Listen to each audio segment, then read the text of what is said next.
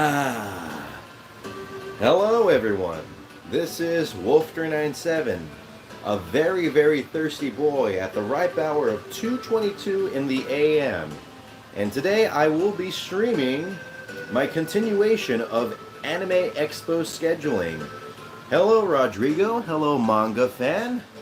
Hello Mr. Vale, I don't know if you're here still, but hello anyways. How are you all doing today? This fine morning, afternoon, evening, whatever time it is. I hope it's very well for you guys. Yeah, so for those who weren't here last stream, it's basically just a continuation. Last stream I was working on scheduling stuff for Anime Expo, things I want to do probably, potentially, and scheduling it around things that I know I for certain want to do. Specifically like concerts, gatherings, cosplay gatherings, and other stuff. So the main thing that we're focusing on at the moment is just the panels, which while I don't really plan that much to go to any panels except for the ones that seem the most interesting, it is good to just have them there just in case, even if they do spark a little bit of interest. So we're going to get right onto that, and I don't really want to dilly-dally too much because, like I said, it's 2 in the morning, so I kind of want to sleep a little bit before... Oh shit. Last Bible keeps going, like, longer than I was expecting. I thought I had it on loop. I guess not. But yeah, no dilly-dallying here, unfortunately. I know it's kind of fun that we do that, but I hope you understand. Please understand. Do you understand? I hope you understand. If not, this is going to be really awkward. Okay, let me fix the, there we go. There we go. Perfect. Oh, so good. 524 over here? Okay. Man, if I was living in your neck of the woods, I'd probably be screwed because that means I have even less time to sleep. Okay, alright. So we are on July 3rd.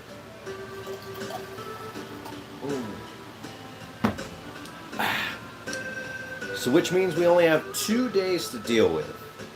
And since these 2 days don't have any like concerts or whatever going on, or any cosplay gatherings, the only thing we have to really think about are just the panels. And like I said, not very interested in most, if not like 99% of the panels. So it should be a pretty quick thing to go through. Alright, let's start with the first one, which is Rurouni Kenshin US premiere presented by Aniplex of America. Now, I've heard of this anime before. This is actually, I believe, a remake of the anime that came out in the 90s. I don't know if it's going to be that much different, if it's just going to be new animation, or if they're going to try and follow closer to the source material. I know that's how like some of these things go, but I don't know anything about it. I don't really care too much, so pass. Now, this is where things get interesting. The third day is where Atlas has all of their panels. Everything is like Atlas related. It's just happening right now. So the second panel that we got going on is Atlas presents the official Persona 5 Tactica panel. So for those who don't know, Persona 5 Tactica was the second game that was announced recently alongside the Persona 3 remake. And it's basically just Devil Survivor, but with the Persona skin on top of it. And I'm a freaking whore for Persona, so I'm throwing this thing on there almost immediately. I have to go to this panel.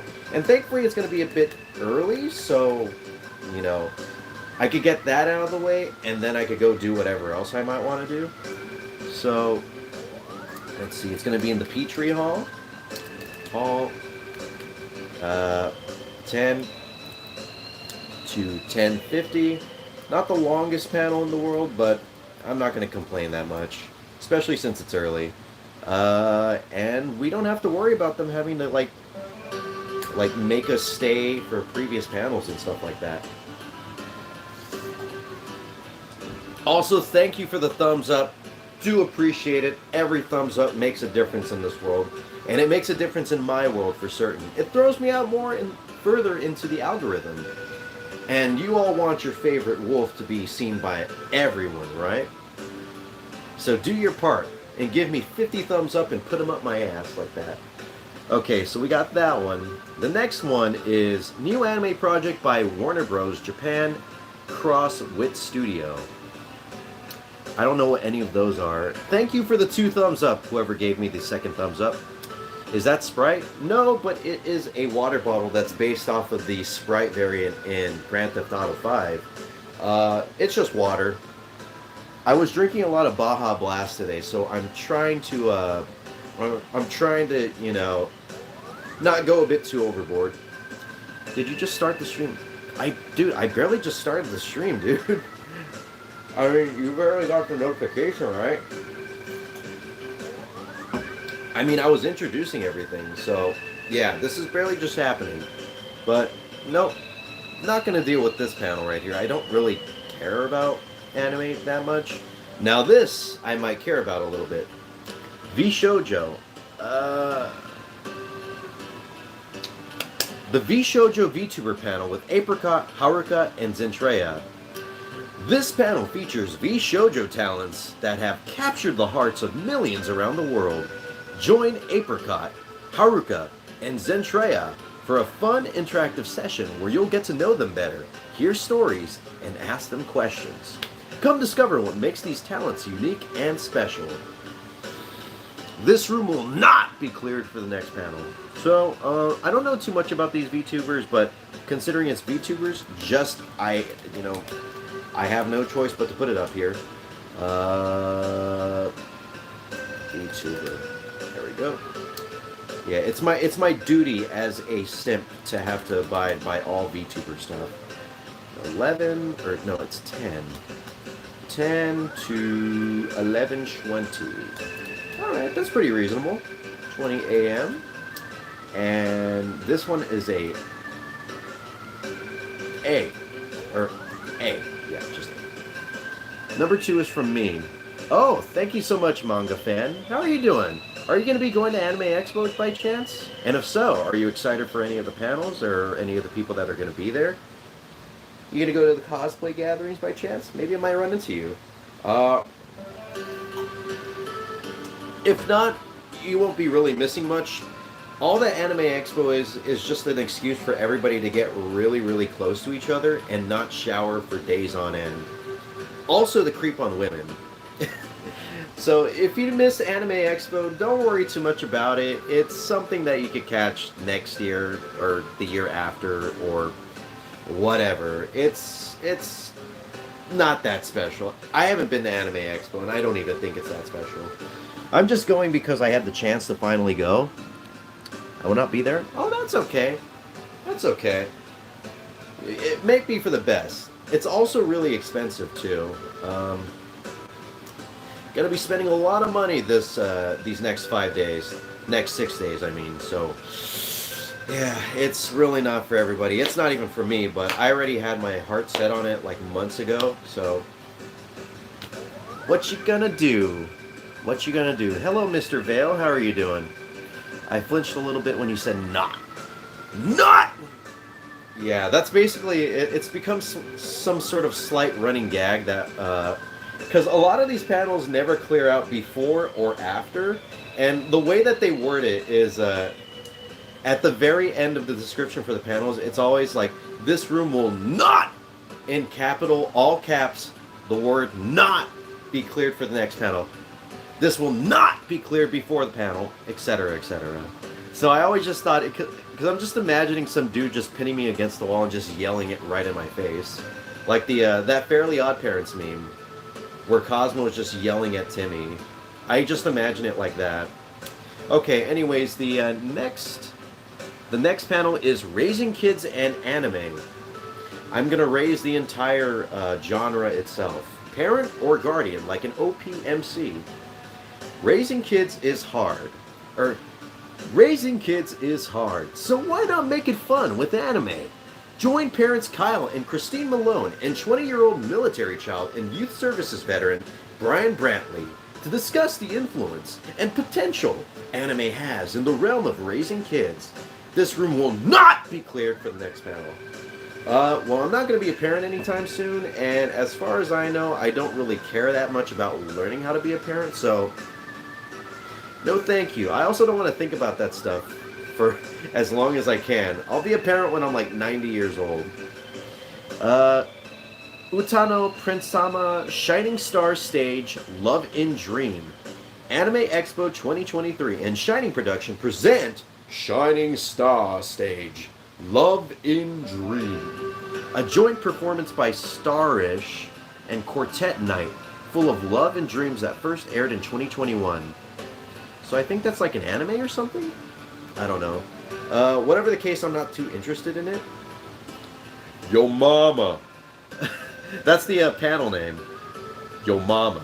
Okay, don't you dare talk about my mama that way. This panel will discuss character growth and behaviors of some mothers in anime. Moms like Delia Ketchum from Pokemon, to recent moms like Inko Midoriya, and newly made mothers like Hinata Hyuga of Boruto. Let's talk about the evolution of motherhood, yo. This room will not be cleared for the next panel. I'm a big fan of mommy milkers, so I will have to throw this on here. Yo mama. Yo mama. Okay, 409 AB 10 to... And like I said, there's no guarantee that I will go to these panels. It's just something that kind of seems like it might be a little interesting. Okay, and this will not be cleared for the next panel. Okay, so gotta keep that in mind. It's an A. Mommy milkers. Yeah, exactly. Big, thick mommy milkers. My friend went missing. He was last seen at McDonald's. Oh, poor guy. He probably ate himself into a coma. McDonald's will do that to you. Okay, so next we got Let's Study in Japan. Guide to Japanese... Now this actually does seem pretty interesting. I read this before. Many Japanese universities welcome international students. Enjoy the presentations covering incentives such as English admission system, courses in English, scholarships, and more. If you would like to experience and enjoy Japanese life, studying in Japan is a great option for you.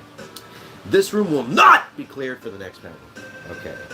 So, yeah, while I'm not planning to go to university anytime soon, I'm gonna just throw this on here, because being a foreign exchange student sounds like it could be a little fun. In Japan. There we go. Okay, 411, 10 to 12:20 p.m. And it's not cleared after. Okay. Alright, from concept to creation, the first reveal of a new anime series, Miru. I'm not trying to scare you, that's just literally how it's stated in this thing. I'm sorry. Fine. The next one that I read, I'll do it as quietly as possible, okay? I'm sorry about that, Rodrigo. My apologies. Yeah, I'm not going to look at the Miru one. I don't really care. Otome 101, the history of female-oriented games. Satisfy your curiosity about otome game culture with Ikemen series producer Hiroto Kuromasu. What is otome? What is Josimuke? From consoles to mobile apps, discover the now and then of the genre, and much more. This room will be cleared for the next panel. I don't really care that much about women, and honestly, I feel like they're the inferior species. Just kidding. Oh shit. The next panel seems a bit interesting, though. Mega 64. Definitely might have to keep this in mind, because I haven't seen Mega 64 in ages, but I do love their videos from back then. So yeah, I don't even have to look at the description to see that it might be something fun. Those guys are always hilarious. Especially Rocco. He's a cool guy. Okay. Mega 64 has been creating videos and short films since 2003. Creating some of the most strange and viral clips the world of video games and anime have ever seen.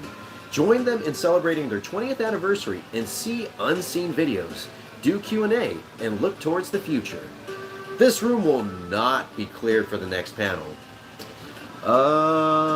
Yeah, so if anyone's never heard about Mega 64 here, I highly recommend checking them out because they're a very funny YouTube group. They do a lot of video game stuff, and a lot of their most famous stuff is from back then, from like 2006 or 2008. Just basically stuff like before or around the year 2010.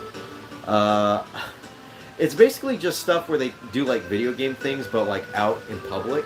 So, for example, there'll be like a Tetris block trying to fit into things like in like supermarkets or like other like very public locations where they could weird people out.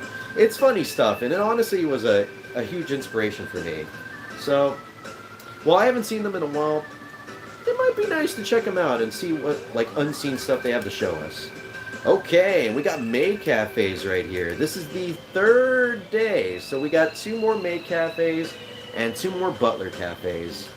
Will I check them all out? Probably not, but always feels great to have it there just in case. Just in case, if there's nothing else that we want to do, we could probably go to the maid cafe and just ogle up a bunch of women that don't want to be ogled up. Yeah, I know, maid cafe, right?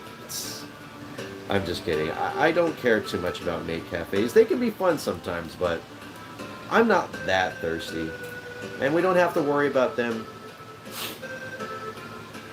No, the thing is, Rodrigo, that there is a butler cafe for that. None of them are going to be boys.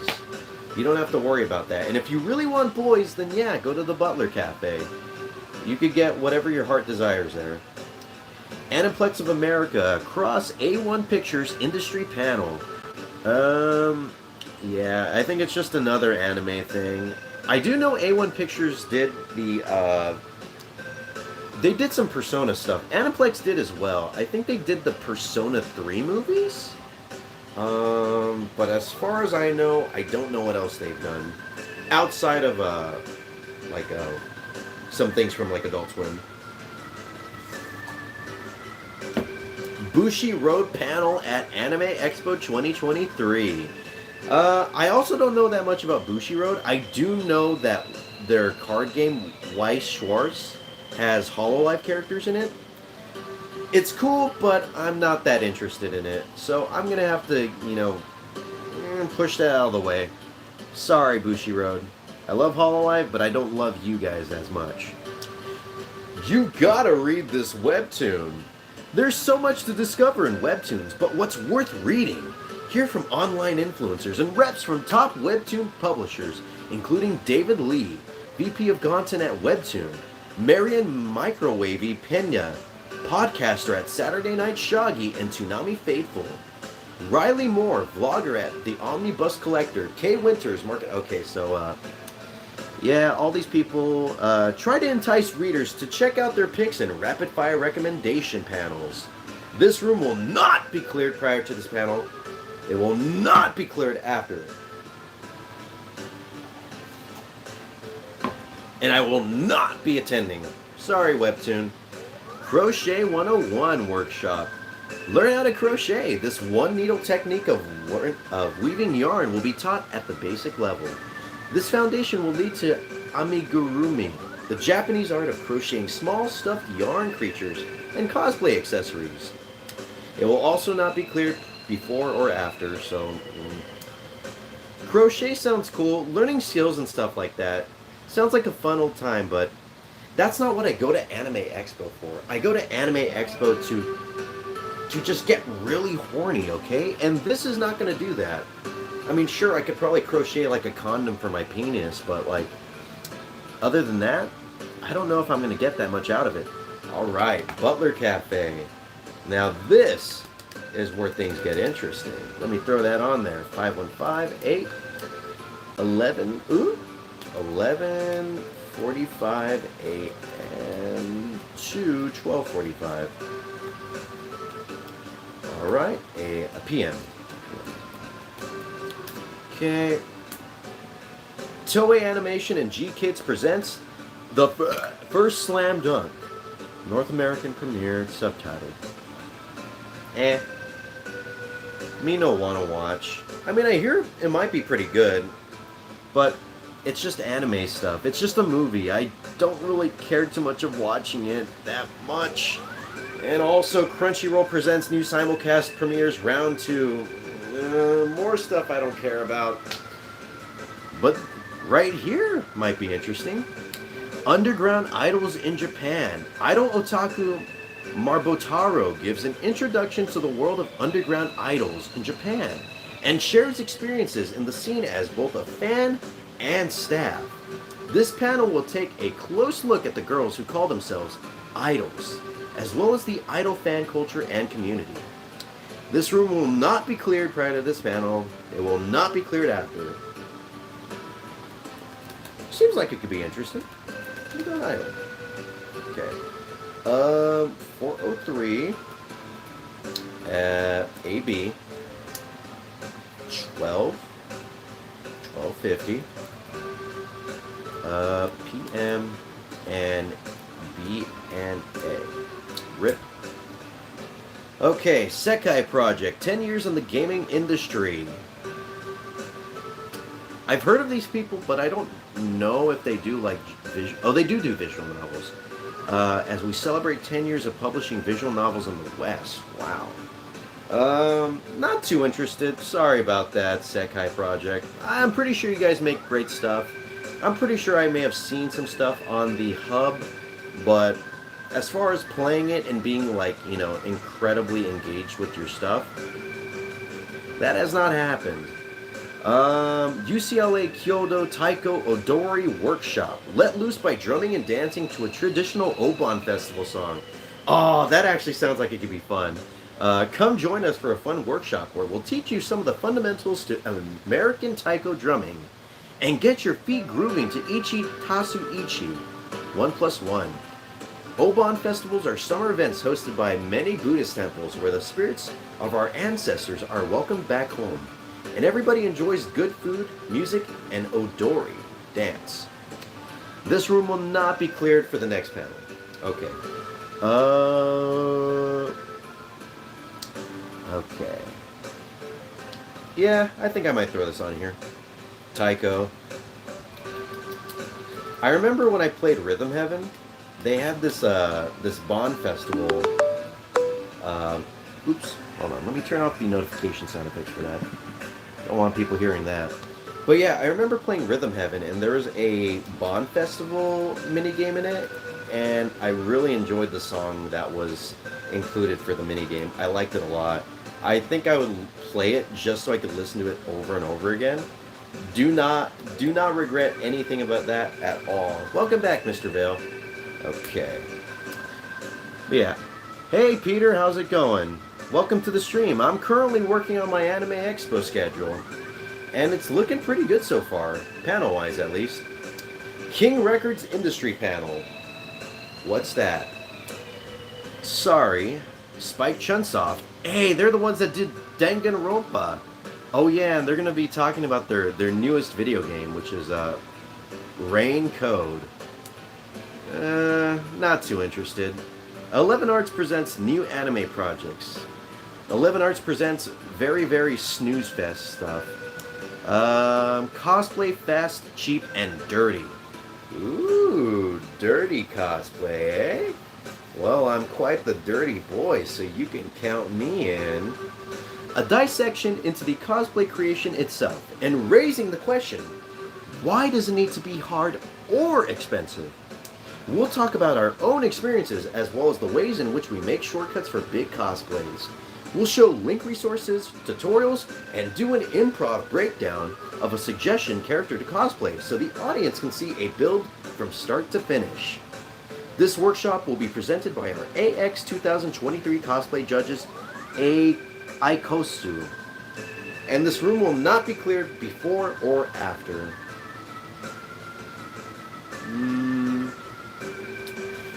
Interesting, but not interesting enough. I talked about it last stream, but while I will be cosplaying as some things at Anime Expo, I don't really think much about cosplay outside of AX or other sorts of events like that. I mean, I've had an urge to cosplay, but not enough of an urge to like go to panels and like figure out how to make things easier for myself. Like, I honestly didn't really have that hard of a time figuring out what I needed to do for the cosplays that I have. And it may just be because of the fact I took the easy way out. I just got shit off of Amazon, as well as the occasional Goodwill find. Um, but yeah, honestly, cosplay is as easy or as difficult as you want to make it. Um, and some people might have a hard time figuring that out. They might be, stuck in a single mindset about it having to be easy, or, they have to go like all out and just like spend hundreds or thousands of dollars on a cosplay when it doesn't really need to be like that. It's more gray than anything. I mean, I had my fair share of difficulties, but like, yeah, it was still pretty smooth despite that. It wasn't really smooth for my wallet, that's for certain. Oof, that thing is very, very thin right now, and this is not going to help at all. Anime Expo in general. Ooh. I also have to take into account the artist alley that they have there. There's going to be like tons of like tables and stuff like that where they sell like whatever. They're going to be like having, things for sale, art, prints, etc., autographs, all that fun stuff. So, have any of you guys ever been to a con at all? I think anime cosplay more cheap than furry cosplay. Yes, absolutely. Furry, fursuits and stuff like that are incredibly expensive. They are like up there. I had a friend and she said that like they were upwards to like maybe 1,000, 2,000.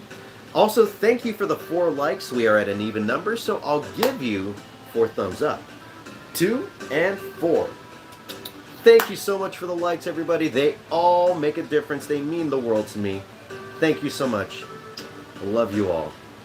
But yeah, fursuits and stuff like that, they're always expensive. There's no way you could get like a good-looking cheap cosplay. Fursuit, I mean. Because they're always so intricately done. And usually the person that's working on them is incredibly skilled. So you have to pay for like good shit like that. Hello, Crunch. Just got here. How's it going? It's going pretty well. It's pretty chill at the moment. I'm currently working on the 3rd day for Anime Expo, panels and stuff like that. And I have about 9 panels that I might be interested in. Might is the key word here, because while I have 9 of them, I might realistically only go to like maybe... Well, for this day, it might be... Oh, there's a moth around here. Get out of here, little guy. I might realistically only go to like maybe 3 of them so far. Maybe. But these are all just like things that catch my eye and seem like they might be interesting. Because I was talking about it right now. There's things like artist alleys and stuff like that, and booths and panel, like other things besides panels.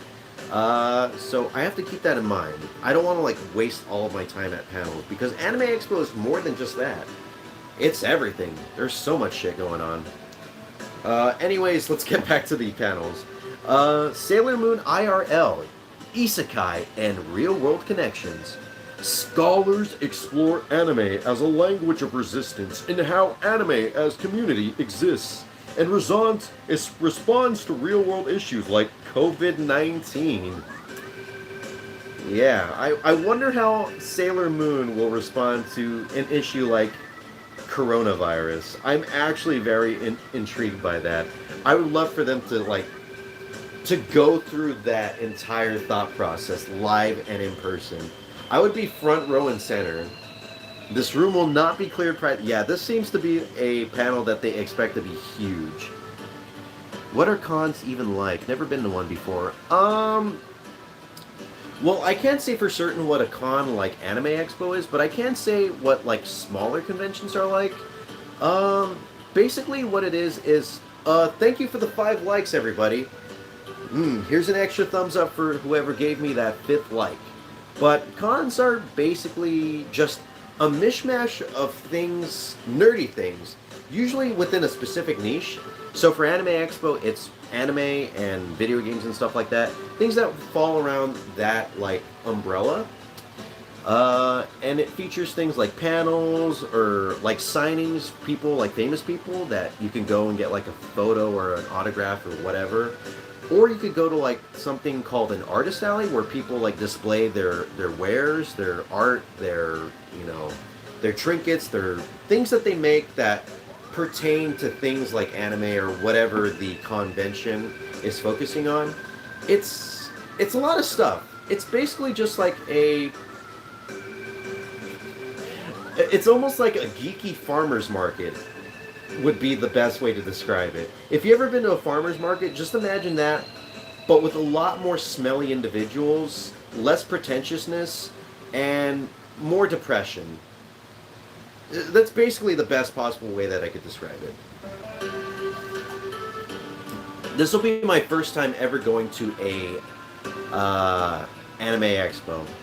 And I talked about it earlier. I'm excited, but at the same time, I'm not really excited. It's gonna be an experience, that's for certain. That is for certain.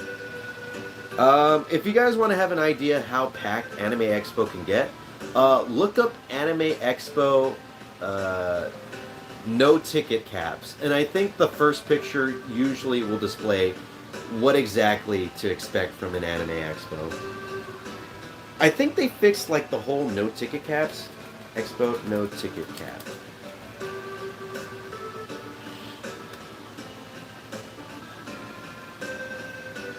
Oh, it's definitely on there. I think it's the 8th picture. But yeah, that's what it looks like. Oh my god, that is horrible. I love that picture. It scares me. Alright. Alright, Crunch. See you in a little bit. I can only describe a con like a group of cosplayers in a large big room. Basically, I forgot to mention that. Yeah, there usually is cosplays. Which is honestly maybe one of the more exciting parts of conventions, because it's cool to see people's like interpretation of characters or see how they make a cosplay and like portray the character that they want to portray in their own way. Because you could look at two people standing next to each other and they could have the same character that they're cosplaying, but there can still be a lot of stark differences between the two. That is right. That's a lot of people. I don't know if they capped the tickets for this Anime Expo. I'm kind of praying to Jesus that they did, because if they didn't, I am probably gonna really hate this convention. But what are you gonna do? What are you gonna do? Let's see. Where am I? Where am I? Cosplay, fast, cheap. Anyways, the next panel we got right here is Bleach 1,000-Year Blood War panel. Haven't watched Bleach in probably like 17 years or so. I don't know. When did Bleach originally come out? I know that they started it up again, but yeah, it's been a hot minute. What does it take to be a Nintendo Pokemon designer? A conversation with artist Yusuke Kozaki. See his most notable works in here. Mr. Kozaki talk about his career and experiences within the industry. Not a big fan of Pokemon, so I'm gonna have to pass on that. If I had the chance to go to the anime convention, I'd probably be myself, but with the same outfit as my PFP. What do you mean, be yourself? Like, are you the person that's in your profile picture? Like, what do you mean? Because if so, I don't know if that's really considered cosplay. I think that's just you, just you. So you're just gonna be nothing then. You're just gonna go to a convention. I get you. I get you. I mean, I'll technically be doing the same thing on the third and fourth day. Yeah, because I only have 2 cosplays, honestly. Yeah. I mean, you don't really have to guess. That's basically what you're gonna do. But hey, I get you. I get you. It's kind of like how Chris Chan dressed up as himself, or herself, and basically said, I'm cosplaying as myself. Talk about self-love, something, something. Okay, next panel is Skull Island, a new animated Netflix series from Legendary. What? Very interesting, very cool, but I don't know much about King Kong, or I don't really care too much about King Kong, so big pass on me. Manga licensing with Denpa Books and Kuma. When is the expo? Hello, Wobbly Life Duo. How are you doing? How wobbly is your life? And I gotta ask, is it dangerous to be that wobbly? And it does say duo in your name, so is there a second person sitting nearby you? And if so, can you tell them that I said hi? Hi. Hi, second person. But to answer your question, the expo, the convention will be happening tomorrow, and it'll be until the 4th. And right now, I'm just basically working on like my schedule of things that I might want to do over there, panels wise, and it's quite a lot of stuff. But I talked about it before. I might only be going to like maybe 10 or 20% of the panels that I have up right here. So it's mainly things that catch my eye, but no guarantees. I definitely want to do more things than just like hang out at panels for 10 hours a day. Uh, yeah, manga licensing with Denpa Books and Kuma. I'm good. Manga Plaza and Somare Publishing Industry Panel. I'm alright. I'm good. A lot of these manga things. Alright, there we go. Another maid cafe. Alright, there we go. Let me add that right there. Maid cafes, can never go wrong with them. Okay, always a safe bet. Okay, and boop, boop. 2:30 p.m. Alright. Manga Plaza sounds cool. What is Manga Plaza? Manga Plaza, it's not exactly a plaza for manga. It's just the name of the team that they have that works on, like, I guess manga publishing or something like that. Yeah, publishing. So, it sounds cool, but I don't know if it's as cool. It's just an industry panel, so I think they're just talking about things like they do or are planning to do in the future. But yeah, Crunchyroll presents new simulcast premieres round 3. Manga Plaza is just Plaza. No, they're not a plaza. They just do. It's just a publishing company for manga. I guess in the West. It's not an actual plaza. It's just the company. Okay. Let's not get this confused with anything that might actually be interesting. And speaking of not interesting, Crunchyroll. Not gonna go to that. Samurai warrior training. Using life force of the universe. Life force. Chi. To enrich your life. Experience and explore Chi. The life force. The energy of the universe. Capitalized universe. That flows through you and everything. Learn to guide this force using martial arts techniques in order to overcome obstacles and enrich your life. Man, I gotta say, that description definitely enriched my life. I don't know if it enriched my life in a way that makes me want to check out the panel, but it definitely has me feeling something. That something is probably just boredom. Empowering emerging and seasoned artists. Join Pixiv and Pi International for a dynamic discussion on the latest trends in Japanese anime style art. A comparative analysis of illustrations in the West and Asia, and learning the art of illustration on Pixiv. Plus, get a sneak peek of our upcoming art book, Artists in America. This room will not be cleared prior to this panel. This room will not be cleared after this panel. Hey, Ravaged Human, how are you doing? I am a fellow human. I'm assuming that you are a fellow human? I'm hoping. AI maybe? I don't know. But hey, how are you doing? Good to see you. Welcome to the stream. I'm currently working on my schedule for Anime Expo. And things are looking very, very dire. I have yet to see anything interesting for the past like 5 or 10 panels. I mean, I guess this seems like it could be interesting, the Empowering Emerging and Seasoned Artist panel, but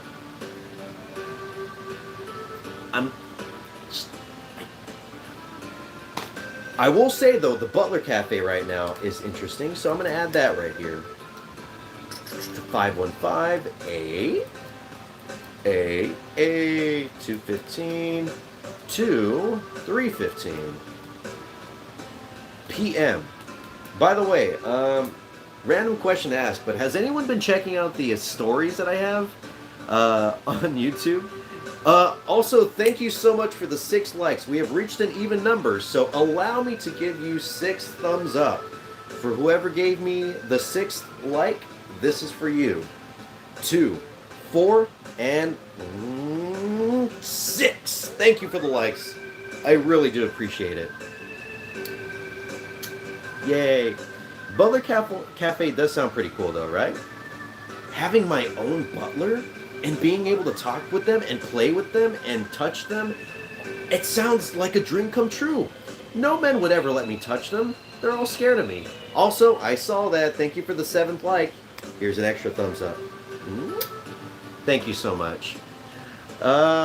Yeah, so I added the Butler Cafe, and I like how there's nothing in between the maid and Butler Cafe, because they're at least a little spread out. But there just wasn't anything interesting for me to add panel-wise, so it's just, they're right there. They're just touching each other. But yeah, anyways, moving on. Okay, so Make My Pokédex. Another attendee-driven game show where players make up fake Pokemon. This room will not be cleared prior to this panel. This room will not be cleared after this panel. It sounds cool, but I'm not that creative, so I feel like I might end up like making myself look pretty stupid. And I don't need that much help doing that. I already do that enough on a daily basis. Also, Ravaged Human. I think I barely just noticed right now, but is your profile picture Elvira, Mistress of the Dark? It's very small, but I can kind of see that deep cleavage dress. And also I can kind of see the big hairstyle that she usually has. So what have you been doing with your stories on YouTube? You started the sentence but never... Oh, okay. Yeah, I'm just curious because I know that stories finally have gotten taken away from me, so I cannot make stories like normally anymore.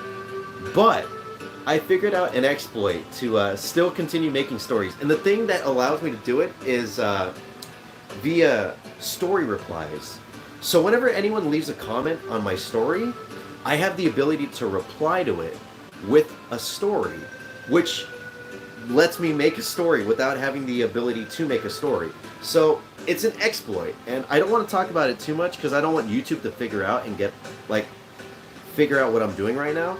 But I think they might be the most broken thing so far, Crunch. Considering the fact that they didn't even take that into consideration, I think I made like 5 stories today, despite the fact that I shouldn't be able to do that. So thank you, YouTube, for forgetting about that loophole.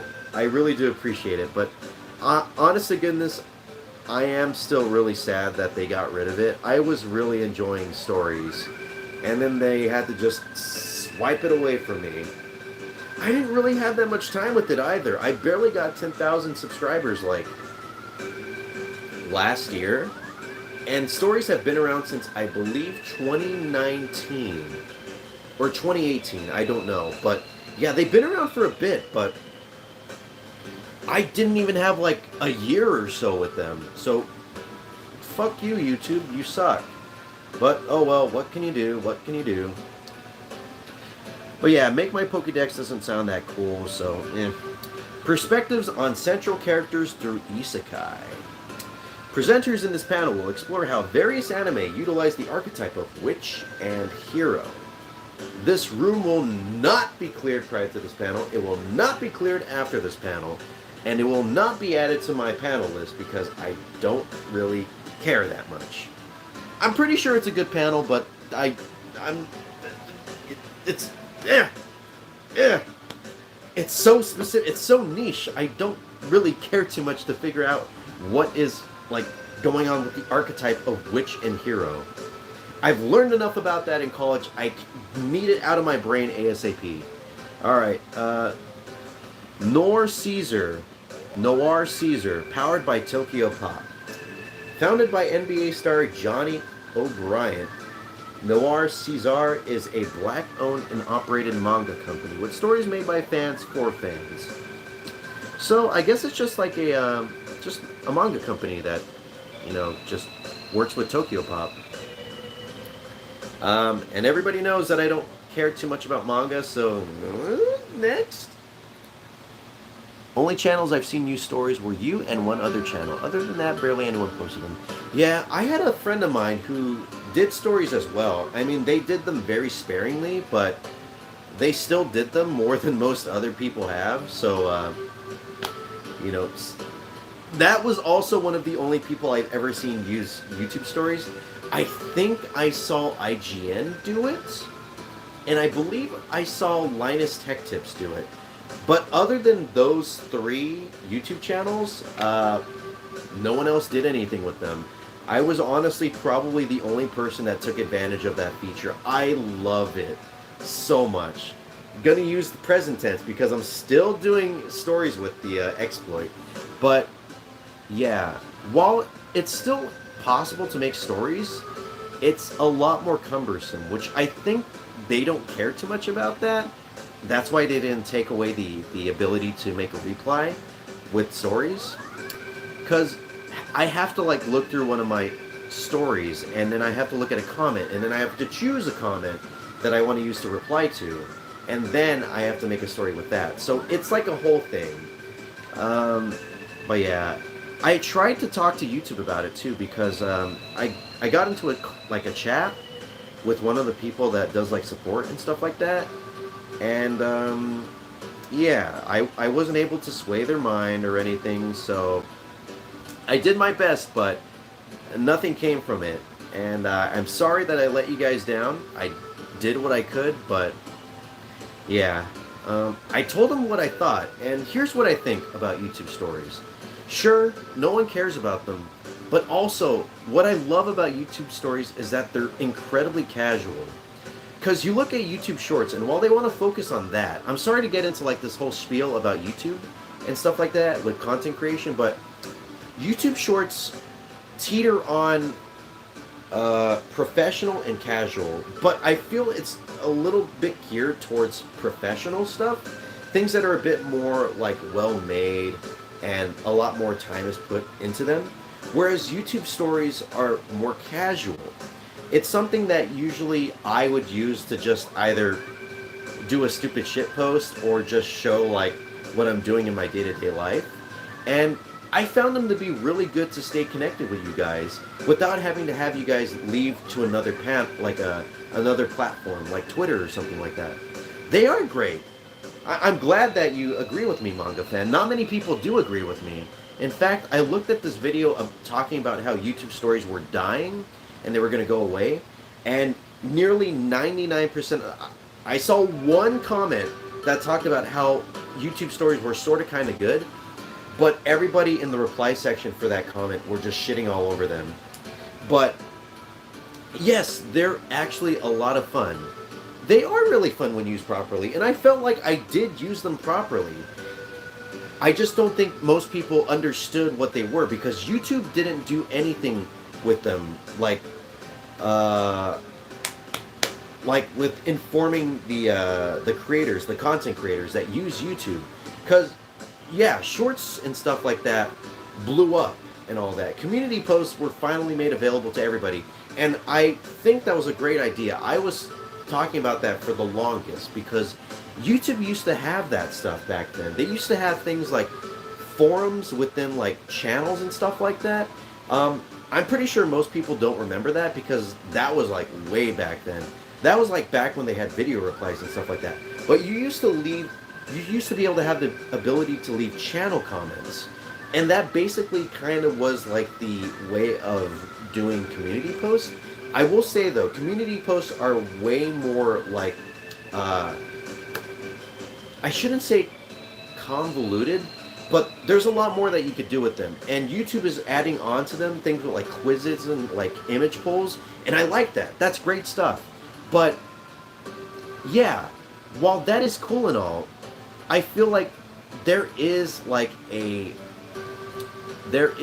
section for people to be able to do like the whole YouTube story Snapchat stuff, because I feel like some people like want to like see what their creators, their favorite creators, are doing like outside of just YouTube videos, because that's what I tried to do. That's why, like, I would go to like places and then I would take like a dumb picture or whatever and share it with you guys, because I wanted to just keep you guys like in the now with what I was doing.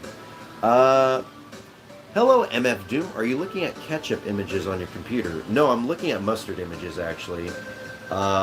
Sorry to disappoint, but how are you doing, MF Doom? Hope you're doing well. Yeah, I'm kind of just going on a bit of a YouTube rant right now. No, I'm not from P5S. Oh. I will say, though, you are from P5S, Joker, from Persona 5. Joker Phantom Thief. What's up? How's it going? Good to have to finally have a Phantom Thief in my YouTube chat. It's pretty cool. You're probably the case study on proper story use. Frequent posts, images and videos, active community. Yeah. Channel comments usually just come in spam. Yeah. Oh yeah, there was a lot of spam back then. There was a lot of crazy. There was a lot of bullying, a lot of spam. Yeah. But thank you. If you really do think that about me, Crunch, that I'm a good case study for proper story usage, it's just YouTube didn't really like communicate properly with what stories should be used for, and that's just for anyone that's ever used like Instagram or Snapchat. That's the way that it should be used, and no one did that. If they want to keep people on their platform, like strictly on their platform, which I'm totally fine with, by the way. I use Twitter, I use Instagram, but I'm not the biggest fans of them. I'm especially not a big fan of Instagram. I have that thing on private because there's like, I like to keep in touch with like a few people that don't have like Twitter or YouTube or whatever. Because YouTube doesn't have like messages anymore. They got rid of that. And I see why they got rid of it, but also I thought it was a pretty cool idea. It was kind of fun keeping like everything on a single like platform and stuff like that.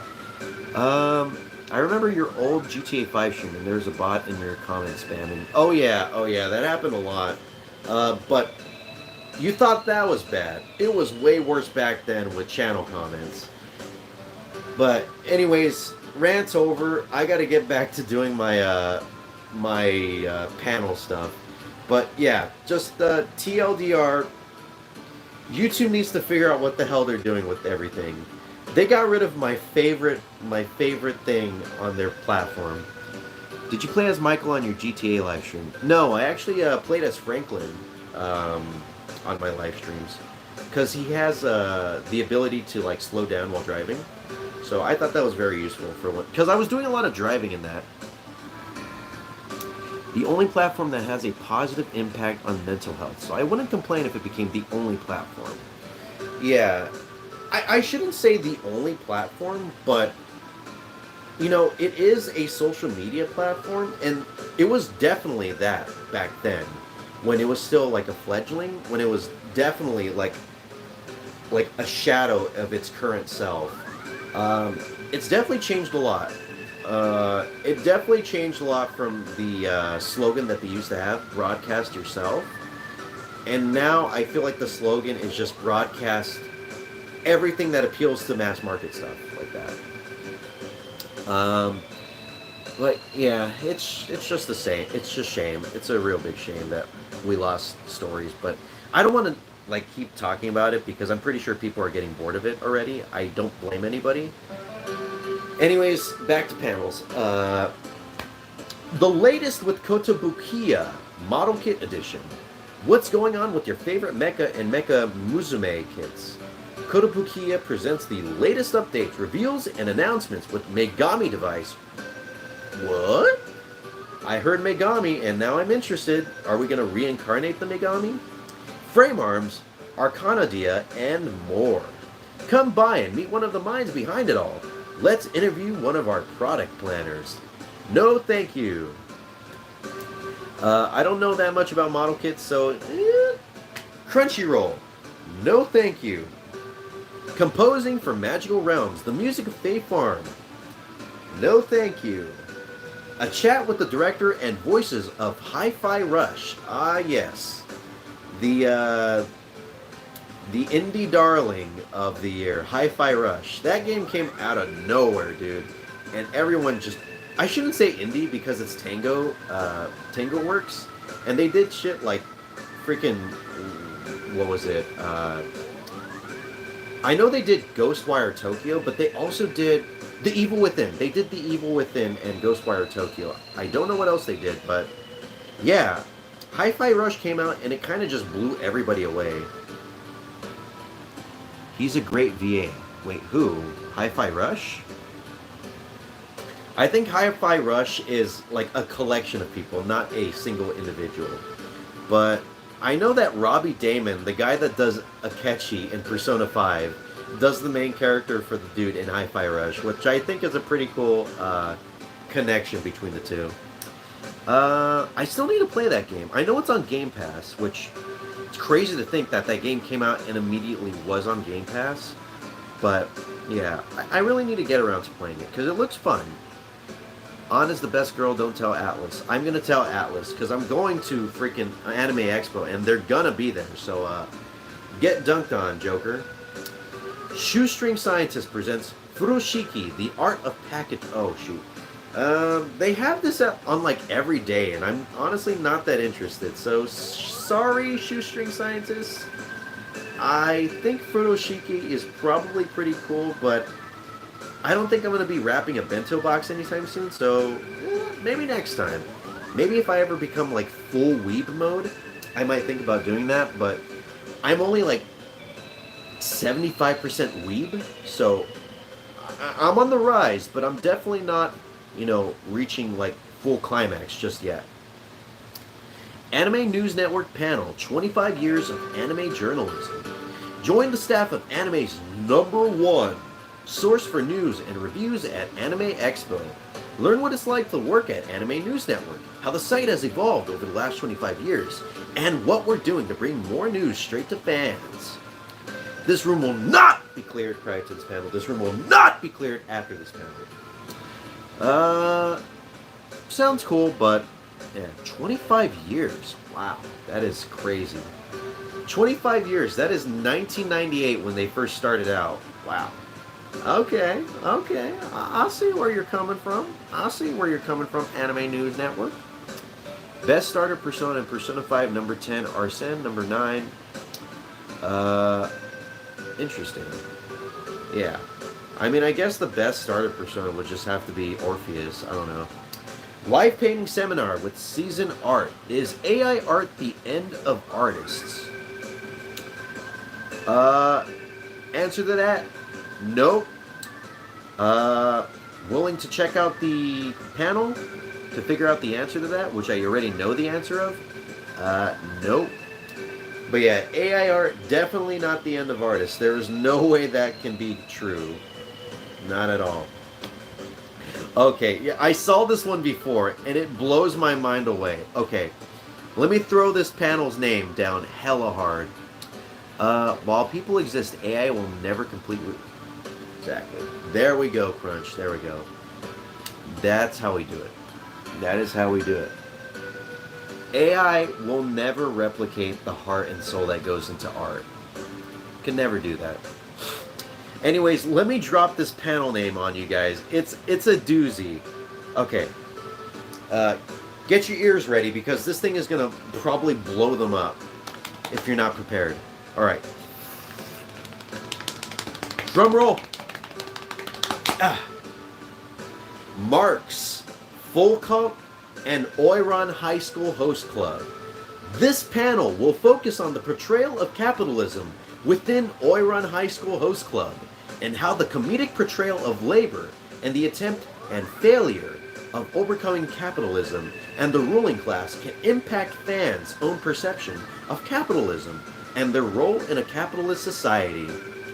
This room will not be cleared prior to this panel. This room will not be... Yeah, I remember when I saw this. This blew my freaking mind that someone actually came up with this idea. It's so funny. I kind of want to just check it out because it sounds hilarious. I mean, they could probably be onto something, but I don't know. It sounds like something that a schizophrenic maniac would think of at like 5 in the morning. But yeah, freaking Marxism, capitalism within Oiran High School Host Club. Shit's wildin' out there at Anime Expo. I recently found out that Into the Spider-Verse, the first in the trilogy, used AI to help the artist with some of the face animations. Pretty cool if you ask me. Um, with some of the face animations? So, kind of like when they move their mouth to like dialogue or something. I don't know, but okay. I will say, while AI won't completely replace artists, I could see it being used as a tool, just a supplement to artists, not something to fully replace everything like drawing and all that. Like if it could help out with things like facial animations or just like figuring out ideas and stuff like that. I could see that being like a good use of AI, but for people that think that it's gonna absolutely replace like all like human artists, I think that's just crazy. There is no way anyone could actually believe that to be the case. Oh man, I'm out of water. You guys. Oh. Sorry. Shit. My bad. Sorry about that. I accidentally moved my desk and the freaking phone just started to fly everywhere. My bad. There we go. Hello, I'm back. Anyways, yeah, I'm sorry, manga. I almost dropped you. I almost dropped you like my mom did when I was like born at the ripe age of 0. Anyways, I'm gonna go fill up my water. I'll be right back. Don't worry. Unlike yesterday, I don't have to worry about using the bathroom like 20,000 times. I'm only drinking water. Anyways, BRB. Feel free to talk amongst yourselves. I don't mind. Get to know each other, okay? It's kind of fun. It's kind of fun communicating.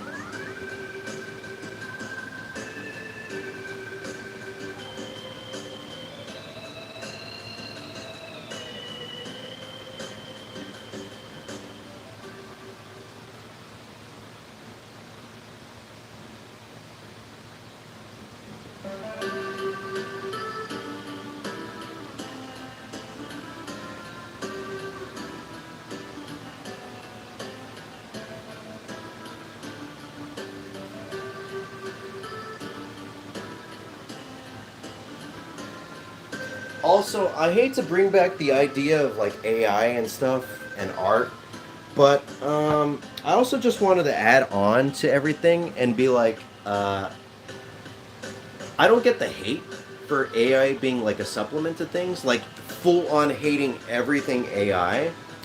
Because the thing about it is, it's just another technology.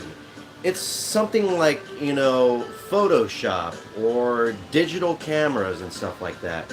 It's just, it's just the way of the future, and the future is going to eventually come. And while, of course, people fear that it's going to take over everything, that's just not going to happen. I highly doubt that. There's going to be regulations that are going to be put in place that will prevent that. Because there's going to be people fighting for that. And that's already happening right now. So I don't get why people should be that much afraid about it. It's just a part of everything. It's just a supplement. As long as you treat it as that, then there's nothing to fear. Anyways, enough about that. I know it's kind of a tricky thing to talk about, but yeah, don't worry, I'm back, everybody. Uh, People said photography would destroy artists when it became a thing, right? See, things like this happen all the time. This thing's always happening, and it's kind of ignorant to feel like that this has never happened before. Things that make things easier should be viewed as like a sort of kind of good thing. Sure, like when there's no regulation, it could be bad, but like if it's like slowly woven in, and woven it in a way that will benefit everybody. The only reason people are afraid now is that there isn't any regulations on it since it's so new. But the further along it gets, yeah, exactly. That's I understand that, and yeah, it's already happening right now because people are fighting over it and stuff like that. So we shouldn't worry too much because there are going to be like rules put in place and stuff like that. There's going to be people putting like, you know, I think the big thing is the moral aspect of it, which I totally understand. I get. Like, if someone made like an AI bank of my voice, I would be like super duper like, you know, mad. Got cousins coming over, fun stream though. I'll consider catching some more. All right, later, Crunch. Thank you for stopping by, and thank you so much for being a big part of the channel. I know you're a bit newer, I believe, so it's good to have you, and I hope you enjoy your stay now and in the future. Later, dude. Hope you have fun with your cousins tomorrow. I wish I could see my cousins. Have I heard of Catherine the Atlas game? Yes, I've actually played full body. It's a pretty fun game. I'm not very good at it, but I have a lot of fun with it. Yeah. I'm a big puzzle kind of guy. Mainly Tetris, but I did have fun with Catherine. And also, it's a pretty good story. I like the characters in it. My love story with Yamada-kun at level 999 event, presented by Aniplex of America. Calling all gamers and lovebirds, Aniplex of America is proud to present the My Love Story with Yamada-kun at level 999 event at Anime Expo, featuring Aniplex producer Masami Niwa and Yamada-kun himself, the voice actor Koki Uchiyama. Don't miss out on this exclusive event as we look back on the unforgettable season of this much talked about comedy. This room will not be cleared prior to this panel. This room will not be cleared after this panel. And what do we say to anime panels? Anime film panels? No thank you. Sorry, Aniplex of America, not that interested. Have you played Sonic the Hedgehog? Yes, I have. Have you played Sonic the Hedgehog? Have you watched a Serbian film? Type 1 in the chat if you have watched a Serbian film. Type 2 in the chat if you watched a Serbian film but also did other things to yourself while watching said Serbian film. Uh-oh. No! Oh, I broke my water bottle. Oh, man. Rippin' pepperoni. Oh no, my water bottle. I was going to use this for Anime Expo. Oh man. Oh. Yeah, that thing broken, dude. Rip. Yeah. Well, that's a shame. Ooh. I got the water all over me. Rip. Okay, I'm gonna just put this right here. Well, since this thing is broken, I'm just gonna have to use this like this.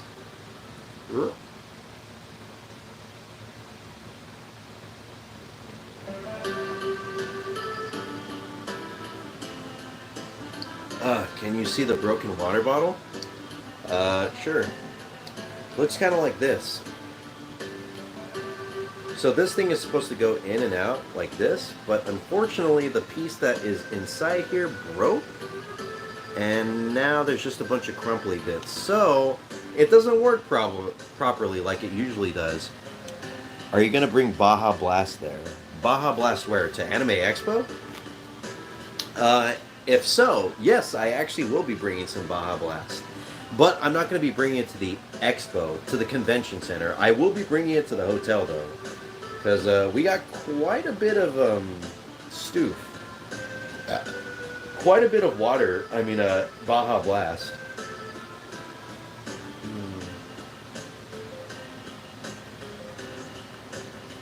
But yeah, rest in peace, water bottle Chan. This was going to be like my... I know, Bottle Chan is dead. Can we start a GoFundMe for Bottle Chan so that way I could like give it a proper burial and then eventually replace it? Rest in peace. I think they still sell it actually. Let me check. Because I bought this from the Rockstar warehouse actually. Warehouse. I'll start a GoFundMe and be like, I need $14,000 so I could get a proper burial for my water bottle. And then I'll spend all the money on like crack cocaine or something, or like unnecessary stuff. GTA 5.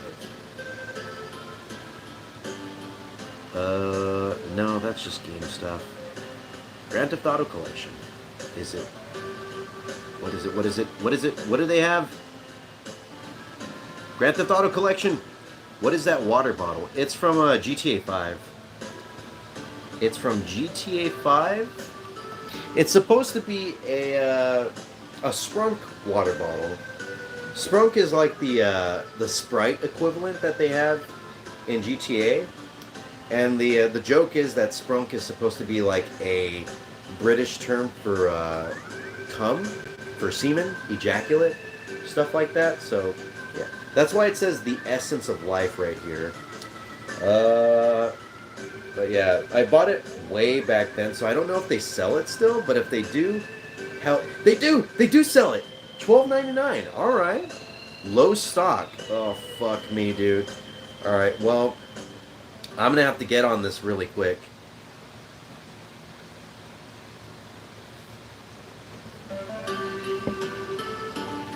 Oh, Spunk is. Okay, my bad. I think that's what they were going with. They were trying to make it a little less obvious than usual, because GTA is a bit too on the nose sometimes, but yeah, they just threw an R there, and they just said, well, our job is done. Alright. Everyone will figure it out, right? Maybe, possibly. But yeah, $12.99 is not that bad. That's only $13. Pretty good stuff. Anyone want to foot the bill? Just kidding, you don't have to do that. Alright, cosplay judge group panel. Have you ever considered brining your cosplay to the stage? Join us and our Masquerade and WCS USA judges for the cosplay judge panel and learn about what it takes to bring your cosplay to the next level and more. This room will not be cleared prior to this panel. This room will not be cleared after this panel. Ooh, cosplay judging sounds kind of cool, but Ego Manga's Guide to Create and Publish Your Manga. Ooh, okay, that seems pretty cool. I don't see myself ever publishing manga in the near future, so I'm gonna have to move on to another panel and check out what's going on here. Crunchyroll presents Undead Murder Farce Advanced Screening. What? That is quite the name right there. I don't know if it's enough of a name to make me go to the panel, so I'm gonna pass. Robotech Past Prologue. If Wolf was an SMT, he will use his water bottle to heal himself. No, I don't think so. I feel like if I'm going to heal myself, it'll probably be with Baja Blast. Come on, man. That's my thing. Baja Blast is my thing. It's my life source. It's my essence of life. Not water bottle. Unless the water bottle has Baja Blast in it, then you're definitely onto something. Yeah, Robotech burst onto the scene in 1985, and helped usher in the age of modern anime fandom in North America. Your persona would be a Baja Blast. Baja Blast. I'll tell you what, I'd like to get myself a Baja Blast. I'm gonna drive myself to a Taco Bell and buy a Baja Blast. Or however the guy says it. Bobby, I swear to God, I'm gonna beat your ass if you tell me that Baja Blast isn't on happy hour right now. Damn, happy hour ended 1 hour ago. God dang it, Bobby. You better bend over and let me hit you with my belt right now. I'm pissed off. Okay, Dad. I don't know anything about Robotech, so I'm gonna have to pass on this. Ooh, what's this? An Evening with the Anime Men and King Christian. The Anime Men are a group of men who enjoy watching anime. Well, I guess that makes sense. I would assume that's what they would do. They take their love of anime and turn it into amazing content we all love on. We? What do you mean the collective we? I've never heard of the Anime Men before. This is my first time ever seeing these words put together in this fashion. I don't even know what a King Christian is. If we're talking about Jesus, that's one thing. But King Christian? That sounds like something else entirely different. On Instagram, YouTube, and TikTok, they have pioneered a system of partnering with SMEJ to promote anime music more easily in North America. King Christian has now suited up with the Anime Man at AX 2023. Don't miss the gentlemen at their panel at Petrie Hall on July 3rd at 5:30 p.m. I only know Joey the Anime Man. Yeah, Joey the Anime Man is the singular Anime Man, but the Anime Men? I don't know what that is. So, call me scared of new things, but I don't know what this new thing is, and it freaks me out. Also, I don't know if I could trust a group of men that are into anime and are like they have me in a room alone with them, because I don't know if anybody else is going to go to this. It's probably just going to be me, if anything, and I'm not going to go to this. Origami samurai helmets. Learn to fold your own kabuto. Are they a cult followers of Joey the Anime? Maybe they learned from his studies, from his books, from his Bibles that he put out. You sound like your advertising is sponsored 24/7. I know that's kind of the joke. I'm trying to make it sound more exciting for people, so that way they can be like, ooh, that might be interesting. But yeah. Also, I don't want to just read it like turning Black Clover into a full-fledged mobile RPG. I'm trying to be like dynamic. I'm trying to grab your attention. I'm trying to just like bring you into my world, bring you into the world of Anime Expo, whatever that is. I don't know if I'd ever want to be grabbed into that. I don't want to be grabbed in general.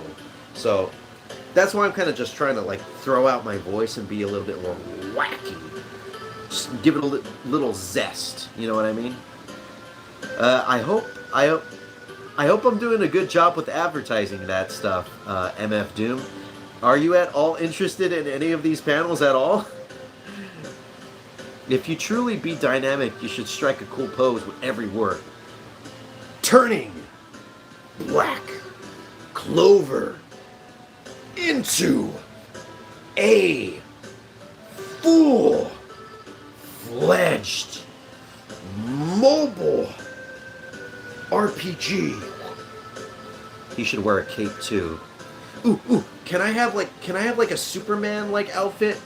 I want to have like red underwear and just red underwear. Actually, can I have everything but the red underwear? That's perfect. You think so, manga fan? Did I do a pretty good job with that? If I was advertising Anime Expo panels, would you go to any of them? Anyways, what is this this panel? Garena is excited to invite AX attendees to discuss what ingredients are key to producing an exciting and full-featured mobile anime game. That was pretty dynamic. Really? All right. Maybe I should do this all the time. AX Cinema Nights presents. AX Cinema Nights are proud to present our upcoming slate of anime titles in 2023 and 2024, including a Satoshi Kon Film Festival, where we'll be celebrating the visionary work of renowned Japanese animated filmmaker Satoshi Kon, and his best-known animated films will be highlighted as part of our AX Cinema Nights. I'm fine with that. Very dynamic. If you do a pose for every word, I would. If I do a pose for every word, you would? I'm having too much fun with this. Alright, I gotta chill out. So, not the movie he was working on as he died. as far as I could see, I don't think so. Did they not just finish that, or did they kind of leave it unfinished because of his death? Regardless, though, that's actually pretty cool because Satoshi Kon's the guy that did Paranoia Agent, right? I saw that anime recently, like 2 years ago, and that shit kicks ass. It's good. It's good stuff. I cannot lie. Ugh, love it. Oh, you know, I feel like for some films that would probably be for the best, because it seems a little like, how should I say, wrong. It seems a bit wrong to finish an artist's work that they cannot finish themselves. I mean, if they've ever, like, mentioned it to anybody recently 2 years ago. Well, like, if I were to say 5 years ago, that wouldn't be recent, but I feel like 2 years ago was recent enough to say recent, okay? Right? Or am I wrong? I might be in the wrong here. I'm usually wrong, so whatever. I guess you're right about that, MF. I'm wrong. It was 50,000 years ago, basically. I may as well just should have said.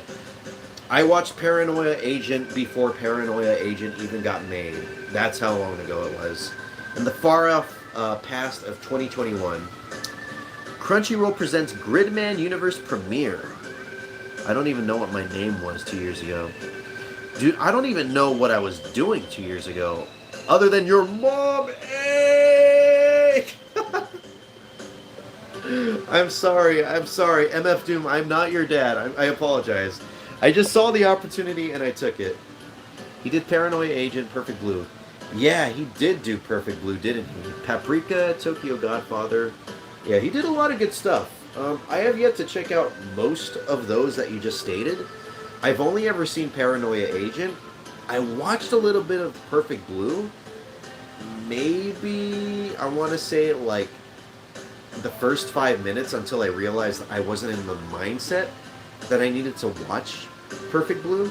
Because that's a pretty heavy movie from what I've seen, like, people talk about. It's a psychological horror, so you can't just really... It's like watching Requiem for a Dream. You can't just jump into it and just, like, expect to like any mood. You have to be that specific exact mood. But trust me, I would like to watch it eventually. It's on my to-do list. Right next to your mom. Hey! I'm just kidding. Oh god, that is so lame. Anyways, Otaku Debate Showdown. The final two teams will compete in a final round to determine first and second place. This room will not be cleared prior to this panel. This room will be cleared for the next panel. Rascal Does Not Dream of a Sister Venturing Out, presented by Cloverworks. What? None of those words make any sense to me. My Anime List community panel. My Anime List is a worldwide community of fans who are passionate about rating and discussing anime. Join Mao at AX to discover new ways to find anime, participate in fun trivia, and ask your burning questions. Imagine they're having like a Q&A, and then someone walks up and they're literally on fire, and they're like, can someone put me out? And they're like, we know we said in the description to ask your burning questions, but this is not what we meant. And then they have them escorted out while they're still on fire and they're screaming bloody murder. Come meet fellow members, lead admin Kineta, and other staff at this interactive panel. Wow. Not interested. A turtle shell is a human's ribs. Is that so? Is that like a challenge? Probably. I think so. Komeda, turtle human. A normal student at a... What is this? Is this like an anime? Can anyone look up what a turtle shell is a human's ribs? Because... Actually, you know what? Never mind. I'll look it up myself. A turtle shell is a human's ribs.